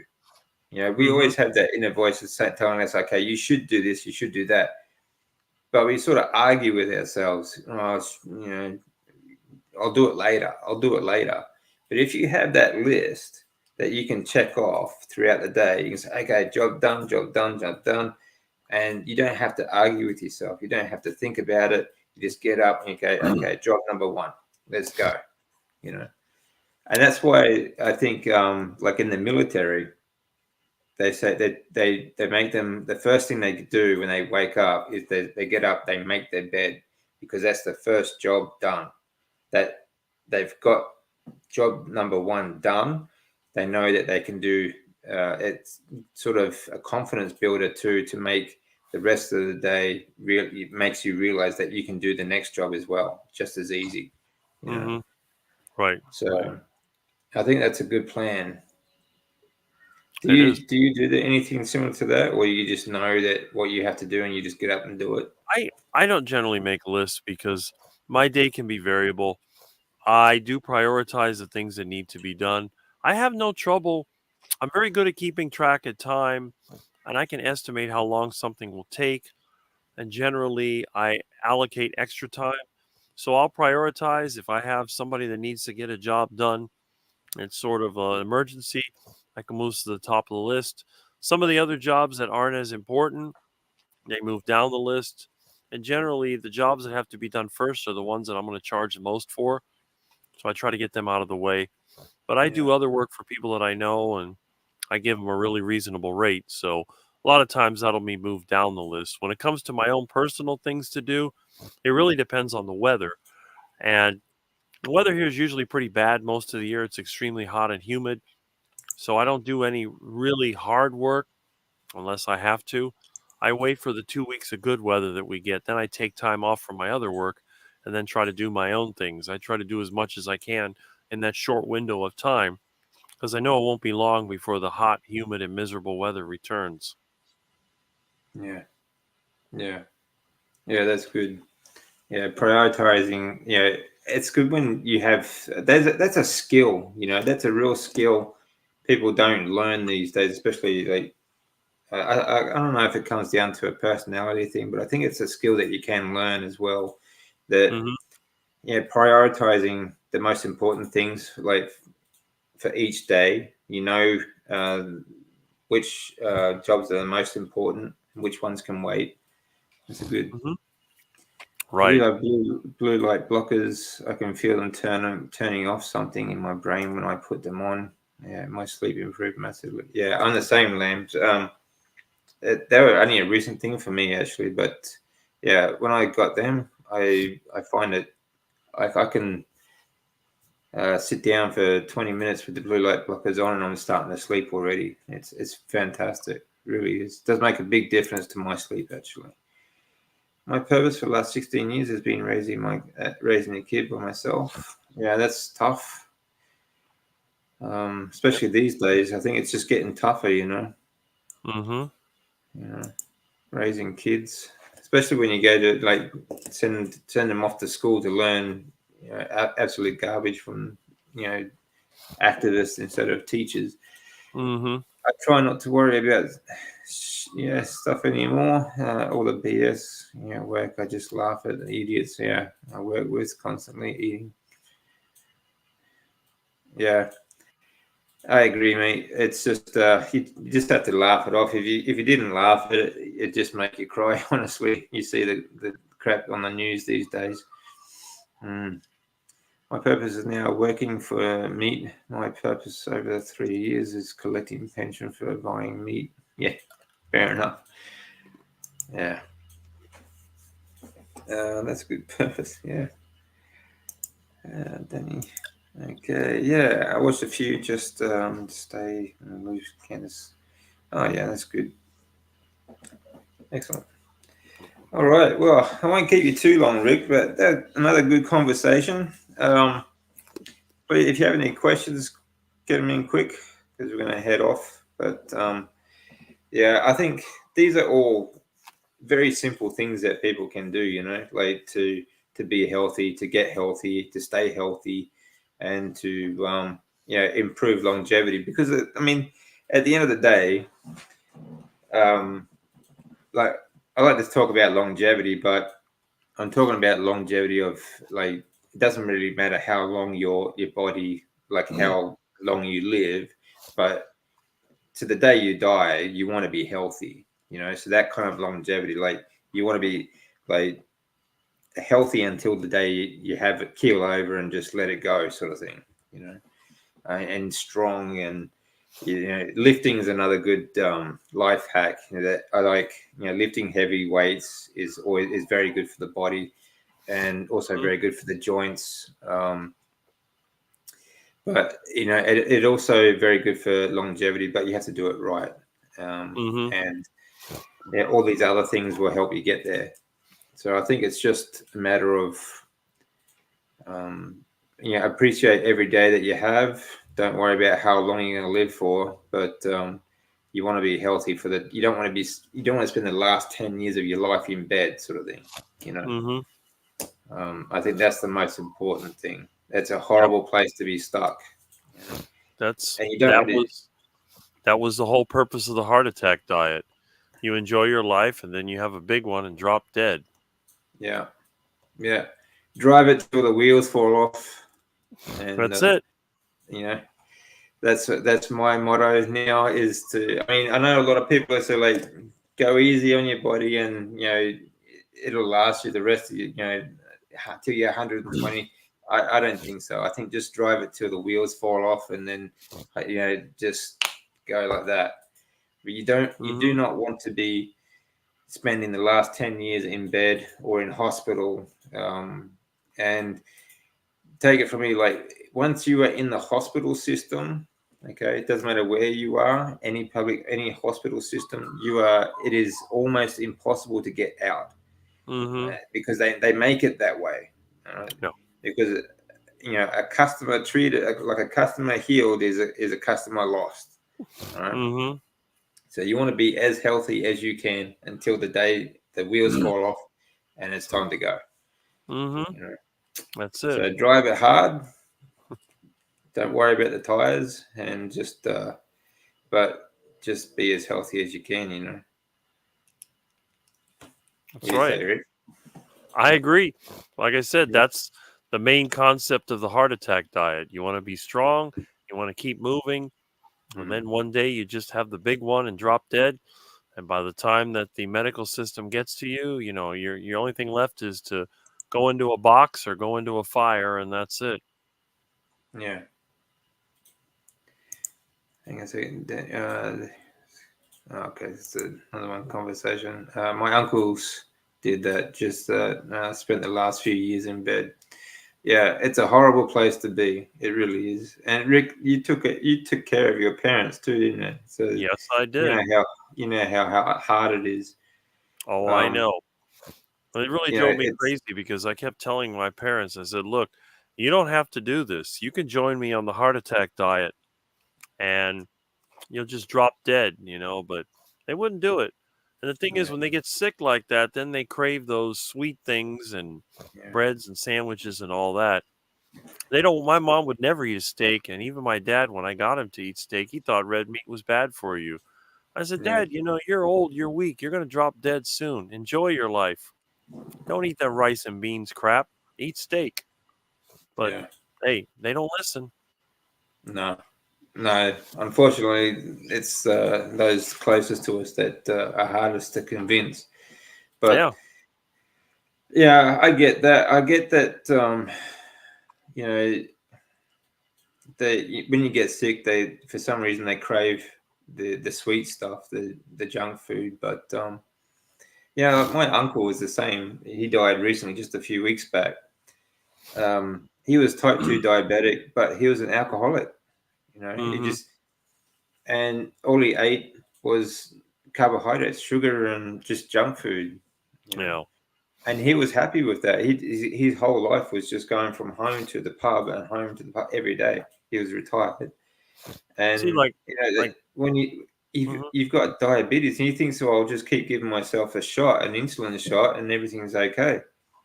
And it just doesn't work. Well, you think about it, it's like now I got a cold or flu or whatever it is, and all I was craving was beef. And I feel good now. When I get sick, it's normally some kind of meat. I'm either craving heart attack chicken, sometimes I crave pork, and usually it's beef. And I've gotten so desperate when I'm sick that I sit there and eat raw steak, because that was the only thing I could eat. But everything else just doesn't appeal to me. I can't imagine eating pasta or rice or any of that stuff when I'm sick. It seems like it'd make me more sick. Just the look and the smell and the taste is terrible. But the other thing that I do notice is that everybody else I know that eats crap food, they always have to sauce it with something. They load it with spices because I guess it's inedible. And when I deal with somebody else that wants to cook meat, they keep putting spices and rubs and salts and all that, and I put nothing on it. They say, well, what are you going to put on? I said, nothing. Why would I put anything on a steak? Oh, you don't use steak sauce? No, I don't use steak sauce. I don't use salt. I don't use pepper. I just like steak. That's it. It's like all the people that eat salads. They have to have a salad dressing. I said, if I was a vegan, I would just eat the salad raw. Why would I put a dressing on it? Yeah, I don't get that. I mean, they keep saying, like, I love vegetables, I love fruit, I love the salads and stuff like that, but then they smother it in the sauces. That's it. Right. And that's another thing you always see with junk food. There's always some kind of sauce. Even the hamburgers have a sauce. Yeah. Yeah. If you get a Big Mac, they have a Big Mac sauce. They Mm. always have. There's always some stupid sauce. It's like the Chick-fil-A, chemical chicken. They have some kind of lab grown sauce in there that has like 20 ingredients. Yeah. And then you have Rick's Heart Attack chicken. It has 2 ingredients: chicken and beef tallow or lard. That's it. And maybe salt. 3 ingredients. That's it. Mm. And Yeah. it tastes so much better. Mm. Yeah, there's a reason. Yeah, like KFC, there's a reason there's 11 secret herbs and spices. And they're not protecting their recipe. They just don't want you to know what's in it. Well, that's it. And I don't understand loading up chicken with all this flour and cornstarch. And I mean, you have this huge shell over the chicken. I want to eat chicken. I don't want to eat a breaded shell. Yeah, What's the that's right. point? Yeah, I want And the that's meat. Yeah, I want the meat. And the other thing is they talk about finger licking good. That's the one thing I'll never do. I don't lick my fingers after I eat. I wash my hands. I Yeah. don't see the whole point of it. People are always going, and that annoys me. I'm like, why do you do that? They get annoyed because I eat steak without a knife and fork, and they're over there going. I'm like, what are you, a cow or something? You're sucking on cow nipples? It's ridiculous. Yeah. So I tell them, I'll eat a steak with my hands, but my friends are used to it by now. My mother used to get mad at me. Oh, you're a caveman, and even my dad. Exactly. Exactly. Yeah. That's that's one thing. Yeah, some carnivores eat raw meat, and that's fine. I've got nothing against that. But every now and then you get a comment like, "You're not carnivore unless you eat raw." I'm like, we've been cooking over a fire since caveman days, right? So Well, I tell whatever. them the same thing. I said, okay, if you live up north and you have a fireplace, then you're not a natural human because you're living in a house and you're burning wood. And I said, well, how long have people been living in a cold climate? You can't. How are you going to live in a cold climate without heat? It's not going to work. There's only a small part of the earth you could live in if you didn't have protection. And a lot of the earth is too hot. Some of it's too cold. So it was the discovery of fire that made civilization possible. And if you have fire, doesn't it make sense that you would cook food? Yeah. Yeah, that's right. Yeah, the fire and the wheel, the 2 key things that actually started civilization, I guess. There you go. Mm. And then the thing is, I'm sure that somebody in a forest fire discovered that when animals are cooked, they're probably quite tasty. Once they made that discovery, it's like, okay, we can do that too. That's how actually Australian Aborigines used to hunt. They would actually like they'd have on one side of a group of animals, they'd have people with with spears and that sort of chase the animals, and then around the other side they would chase them into a fire. They'd actually light fire to the bush, and then chase the animals into the bush, and that's actually how they'd hunt as well. So they kill the animal with fire, and there you go. Even or they just chuck it like a whole kangaroo, just chuck it on the campfire sort of thing. Yeah. Right. Let's have a look at these comments. My wife was in the hospital system for many years, ended up needing a liver transplant. If I only knew 20 years ago. Yeah, it is hell on earth. That's the thing. When hospitals, they will treat you for something. They will treat you for something like cancer, for example. But the treatments do so much damage that you end up needing treatment for something else or an operation for something else for the side effects. Like a lot of the medications that I was on were actually medications to make up for the side effects that the first medications give me. So this is what I mean. This is why when I say it's almost impossible to get out of the medical system, the reason being is because the so-called medicines just make more problems. All right, so they really do destroy your health. And this is, I don't know how long I'm going to live. I mean, no one does, but and I was supposed to be dead, more than 10 years ago. But the amount of damage that was done has definitely shortened my life. I would imagine, but getting out of the system and being healthy is the most important. While I'm here, is the most important thing for me. So it doesn't really matter how much longer I live. What matters Right. is that while I'm here, I'm not stuck in a hospital bed, or I'm not stuck in bed at home. Mm-hmm. So Right. if my parents' lives was in a drugstore, they still had a shortage in medicine. Hmm. Yeah. Yeah, that's just so many people on medications these days. I think most of the population is on some form of medication. And children, for God's sake, it's crazy.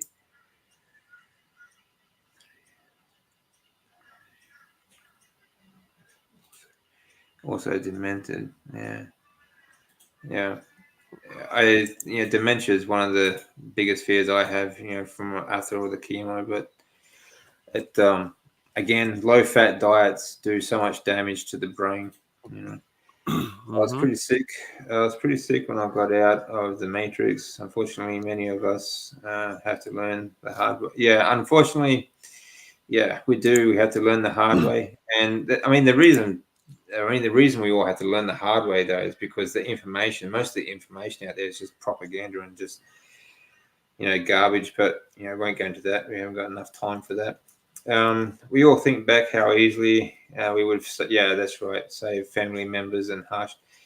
That's the thing. Yeah, carb addiction is huge. Carb addiction is real, and it is very difficult to break. Not for people like Rick, of course, but for the general population. That's true. Unfortunately, yeah. But yeah, unfortunately, it's just the way things are. I think we all have to. We are all going to learn the hard way, and it's going to take a long time, unfortunately, I think. Mm-hmm. So, but there are positive steps happening at the moment. So we hopefully we wait and see.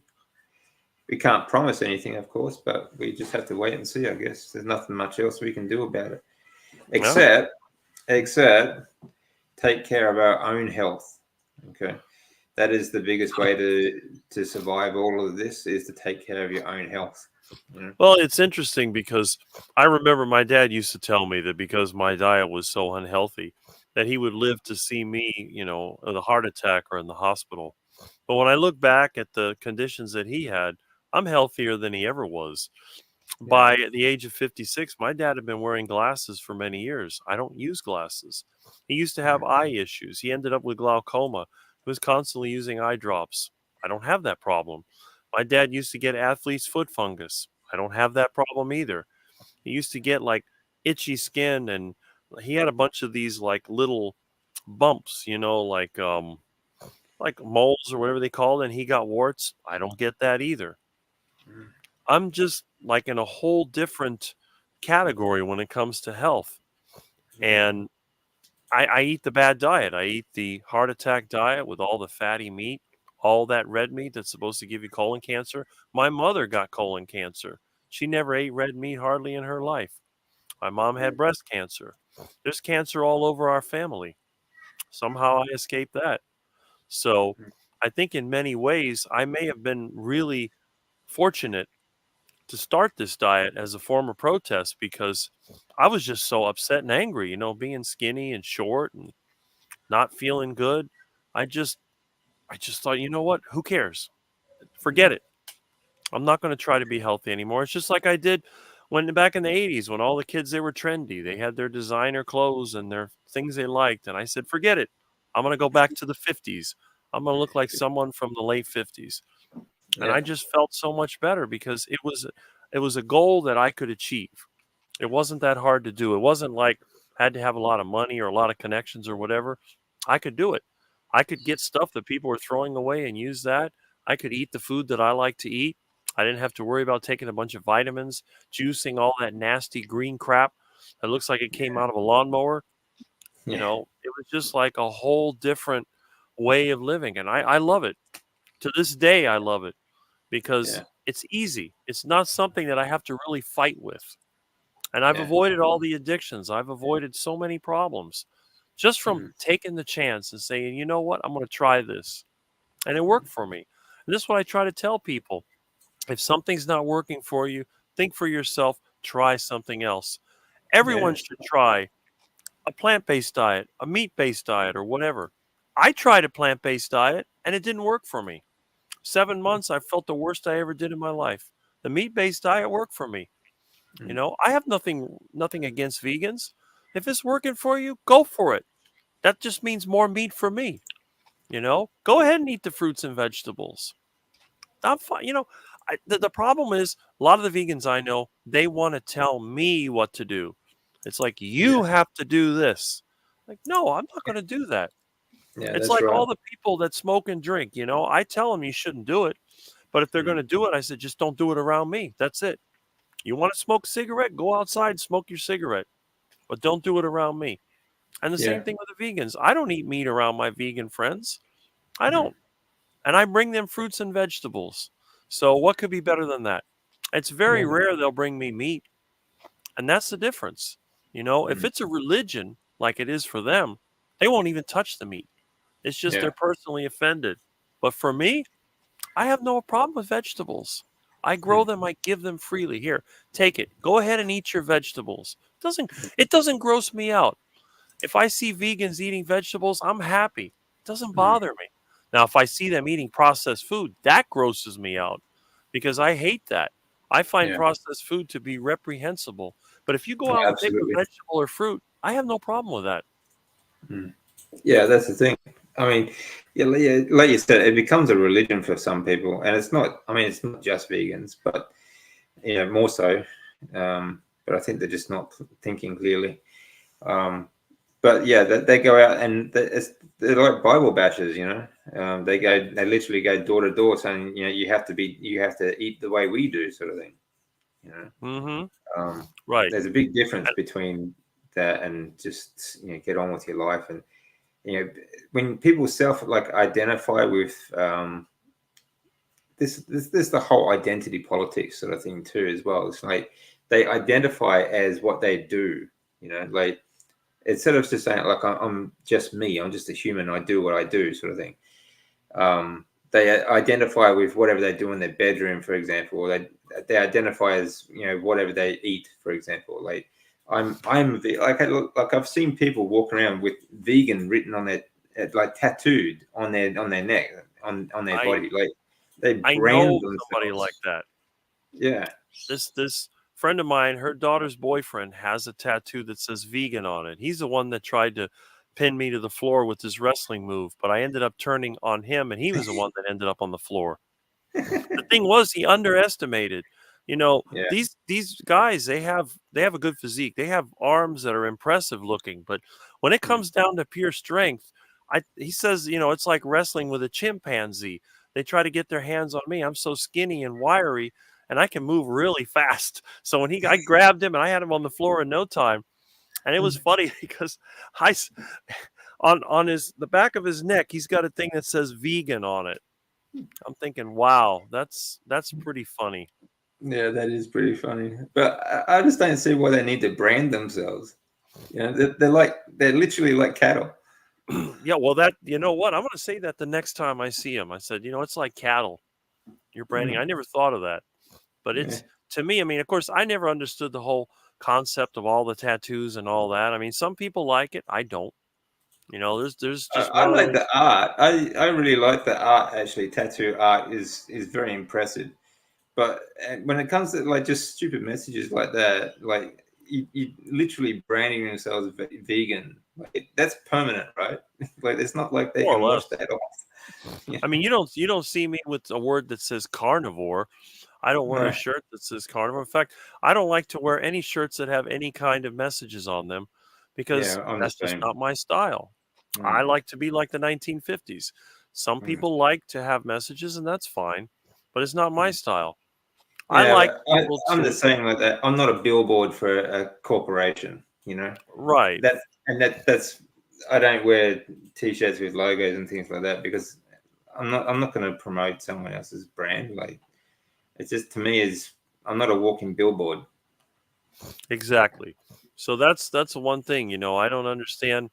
That's why I went against the whole designer thing in the 1980s with the jeans and the shirts and all that and the members only jacket and all that stuff. I thought that was so funny because it doesn't make sense to me. And it's the same thing why I don't like packaged foods, because I don't want a food that has a name of a company, like Post Sugar Crisp or Kellogg's Corn Flakes or something like that. I want something that has one word: bacon, eggs, pork, beef. Very simple. So Yeah. my foods have one ingredient and one name, and that's it. And to me, that's food. So if I'm going to eat an orange, I'm going to eat an orange. If I'm going to eat a plantain, I'm going to eat a plantain. A cherry, all these things have one thing. But then, okay, a Snickers bar. All right, Snickers is one word, but it's a bar. So that's two words. And the same thing with potato chips. It's a potato, but it's chips. I guess popcorn is one word, but still, I don't know. Yeah. The To ingredients. me, well, and I do make popcorn for friends, and it tastes good. I don't like to eat it because I can eat maybe one bite and that's it. I can't eat any more of it. I don't think I've eaten any popcorn in 2 years or more, but it tastes good.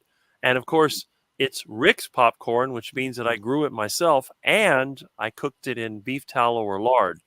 And I've had That people sounds all tell right. me, yeah, I've also used coconut oil from my coconut trees, but I've had people tell me, your popcorn is really unique. And what I do, I use It's basically, not smothered in fake butter.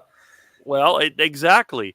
And the thing is, sometimes they want a yellowish color. So what I'll do, I'll go out in the yard. I got some turmeric, and I'll put that in there, and that turns it real yellow. And they're like, this popcorn is really good. It looks I like thought the you were going movie to say theater. something else. Then. Well, Like, but no, they like all love you like snow it. cones? But I'll tell you one thing. It's good. It smells good, I have to admit, because it smells like beef tallow, like when you're frying something. So it's very, very good. But Yeah. again, people go to the movie theater. What do? They get a bag of that popcorn that's got who knows what kind of chemicals on it. I know they Yeah. use that flavor called salt, which has MSG in it, Mm. and then they have a soda with it. So Yeah. you're getting all the carbohydrates of the popcorn, and they use some kind of vegetable oil. So there's seed oils on that popcorn. They don't even use real butter. They use some kind of orange-colored seed oil concoction, and I've seen what they use because I dug through their dumpster. I was at the AMC movie theater digging through the dumpster and I found the container. They have a big bucket of the popcorn, and then the so-called butter they use is like soybean oil and double whatever coloring. I was like, you got to be kidding me. Yeah. And then the oil. Now the oil they fry it in is soybean oil. In the old days they used coconut oil, and they eat this Yeah. popcorn along with a soda. Like, what are you trying to do? And you sit there through a movie for 2 hours or more, eating a bunch of carbohydrates, and you're just getting yourself fatter and fatter. It's I don't get Yeah. it. I Yeah, mean, if that's I right. had a movie, Carbohydrates and chemicals, like this actually, people miss this completely. It's not just that the carbohydrates that's a sugar in your body. It's all the chemicals that come with this stuff. These like colorings and flavorings. These are petroleum based. All right. So you basically, mm-hmm, and they're cooked in like basically what soy is basically just a machine oil. Okay, right. it should be a one of those biofuels. Okay, that's what it should be used for. That's what I use it for. I've been running my Yeah, truck so on it for I years. mean, that's what they're eating. They're eating all these chemicals that are petroleum-based chemicals that are full of all sorts of rancid things that your Mm-hmm. body is just, it is absolutely toxic. And you're sitting there watching a movie and your drink's full of these toxic chemicals as well, because they're full of seed oils and colorings and flavorings and other sugars or sweeteners as well. So it's a bombardment of these chemicals while you're sitting there watching this movie. It's And insane. don't forget about the chemicals they pour on themselves. They have all these scents and stuff that they pour on their skin Yeah, to try to make them smell that's right. better. And Fragrances. Oh, Yeah. I hate all those things. I hate. I can't stand it. Yeah. It's like if you smell that bad, just take a bath or something. I don't see what the problem is. No, that's right. Yeah. Maybe I drive them away because I don't use any of that stuff. But I do Mm. take a bath every day in my homemade lard soap. I don't think I smell bad. I mean, if I do, nobody's ever told me. Maybe they're afraid to tell me, but I don't so have far, a smell at all anymore. Like, because this another this is a reason why people have bad BO too, and it's usually obese people. But yes. their thyroid function is off. Plus, they have like all these toxins, all these chemicals coming out through their skin, and when they Hmm. sweat, they absolutely reek. Well, that's the But thing, then they add more chemicals on to try and right? hide it, mask it. And the problem is that all those chemicals, they're so strong. I got neighbors over here. Whatever they put on their skin is so strong. I can smell it in my own house. I go outside, like, what is that strange smell? And you see them getting into their car. It's like some kind of the detergent they use is another thing. They Yeah. have a dryer vent over there, very Mm, powerful smell. And I get yeah. old appliances because I'm too cheap to buy new ones. And a lot of times when I take it apart, it's loaded with these chemicals and colorings and everything. I have to pressure clean the whole thing, wash it with washing soda, just because otherwise, if I bring it apart in my house, I start getting headaches. The Yeah. stuff that they're using as detergents, the stuff they put on their body, I can't be around it. It just starts to irritate me. I start Yeah. sneezing, I get headaches, and yet Mm. they live with this stuff all the time. I don't know how they do it. That's a good point, Rick. Like, it's not just what we eat; it's like put into our body. It's what we absorb into our body. Like when we put onto our skin, like chemicals from soaps, and like, especially like household chemicals, Mhm. really rancid stuff. Like, and we all use them. Like you spray bug spray around, or Not do the me. dishes and dish soap and all sorts of stuff like that people use, and I fragrances, use of course. But I use these are washing things soda that with you sodium absorb. carbonate. Yeah, and this affects what you absorb through your skin affects your hormones as well. So you have to be really careful about that stuff too. The other thing is that a lot of people here, all the people that work outside, they wear these long sleeve shirts and they all have like a mix of fibers. They're like polyester and other things because they're not cotton. And what I wear cotton undershirts. That's all. I mean, every time that you'll see me, there's always this cotton shirt on the bottom. And then that way I don't have to worry about what I'm wearing on the outside, which this is cotton anyway. Yeah, But the clothes that people wear, a lot of them, some of them are really tight and there's some kind mm, of synthetic fabric. that's right. So, I That's a mean, that good can't point too.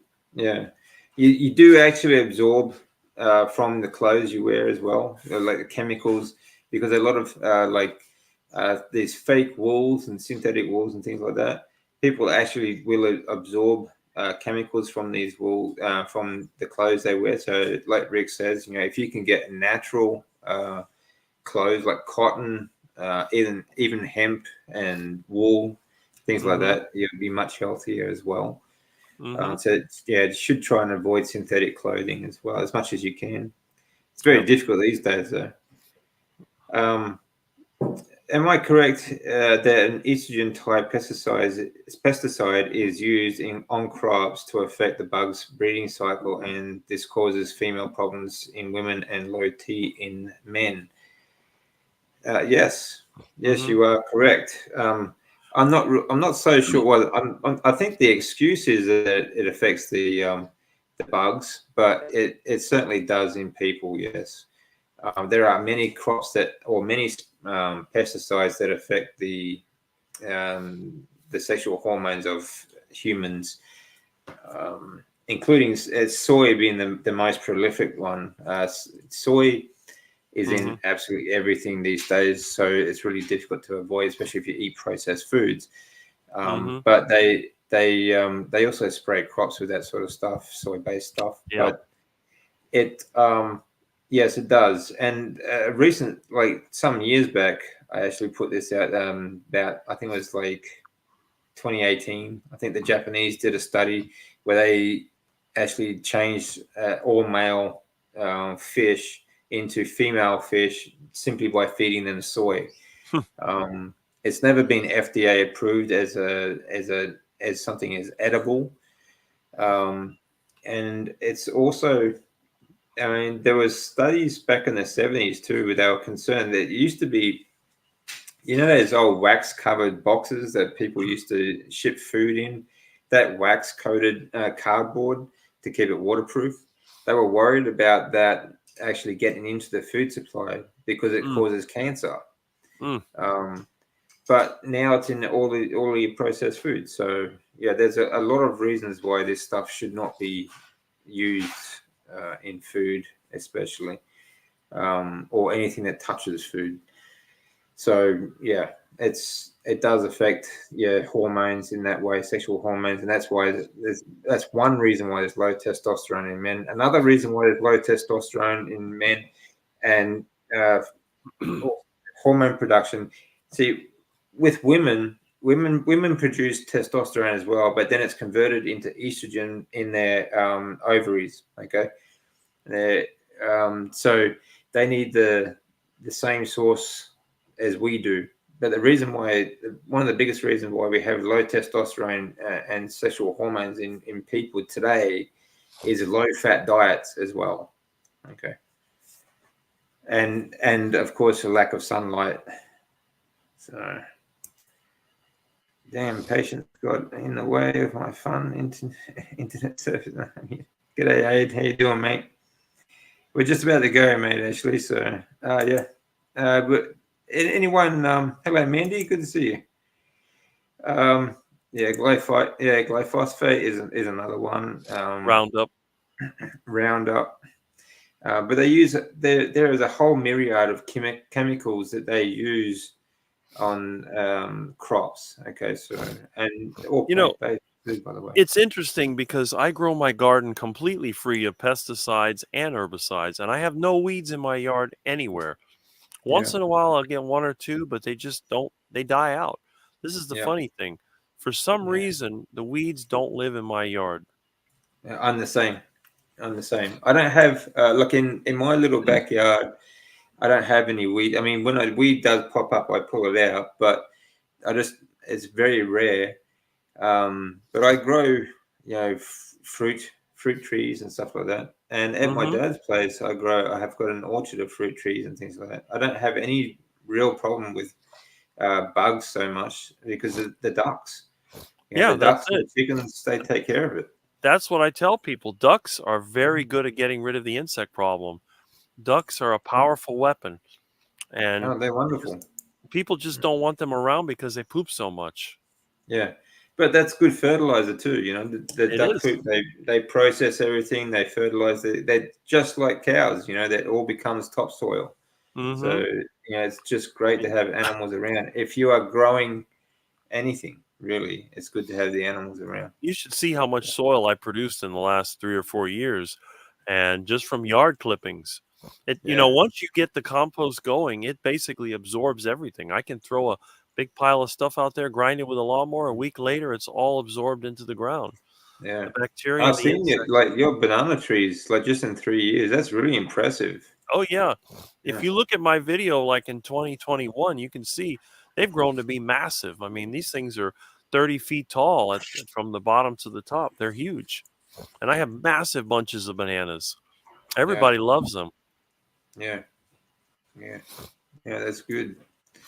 All right, guys, we've been going for a bit over 2 hours, so we'll leave it there. And but a lot of good things I think we got through tonight. So I hope you all enjoyed that one. Thanks for joining us for the chat. It's always good talking with Rick, and always learn something. So yeah. Any last words, Rick? Well, no, but I'll tell you, being sick, you can see, if you see how I am now, this is typical when I have a cold. So that is one of the benefits of the carnivore diet, I think. You're not going to be really, really sick. It's just a minor nuisance. And, if you're looking for health, everyone should try the carnivore diet at least once. Give it a few months, and then you can go back, go to a Whole Foods meat-based diet or find something that works for you.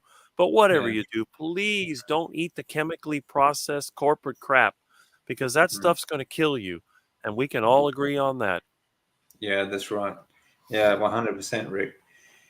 So I'll just catch up with this last comment here. DC, you heard about how doctors use microdoses of GLP-1 for health and not weight.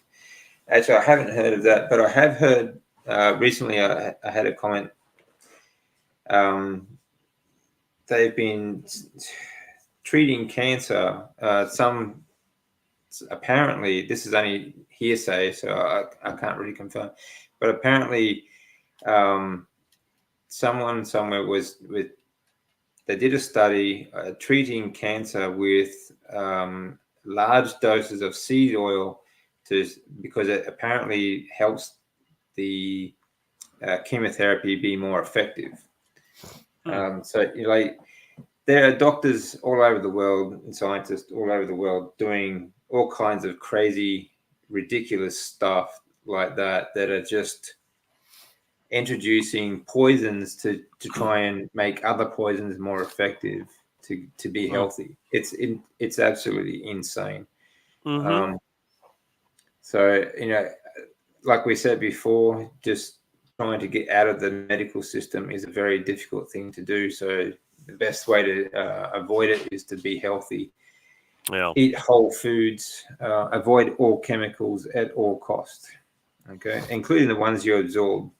So yeah. I've got ASD, ADHD. Clean carnivore really helps. Yes, it does. It does indeed. Yeah. Okay. So, 7 days without meat makes 1 week. Got that right. Yeah, absolutely. All right, guys. Thanks all for joining us. Really enjoy the conversation as always. And take care. If you have any questions, please leave them in the comments, and we'll get back to you as soon as we can. I respond to all my comments.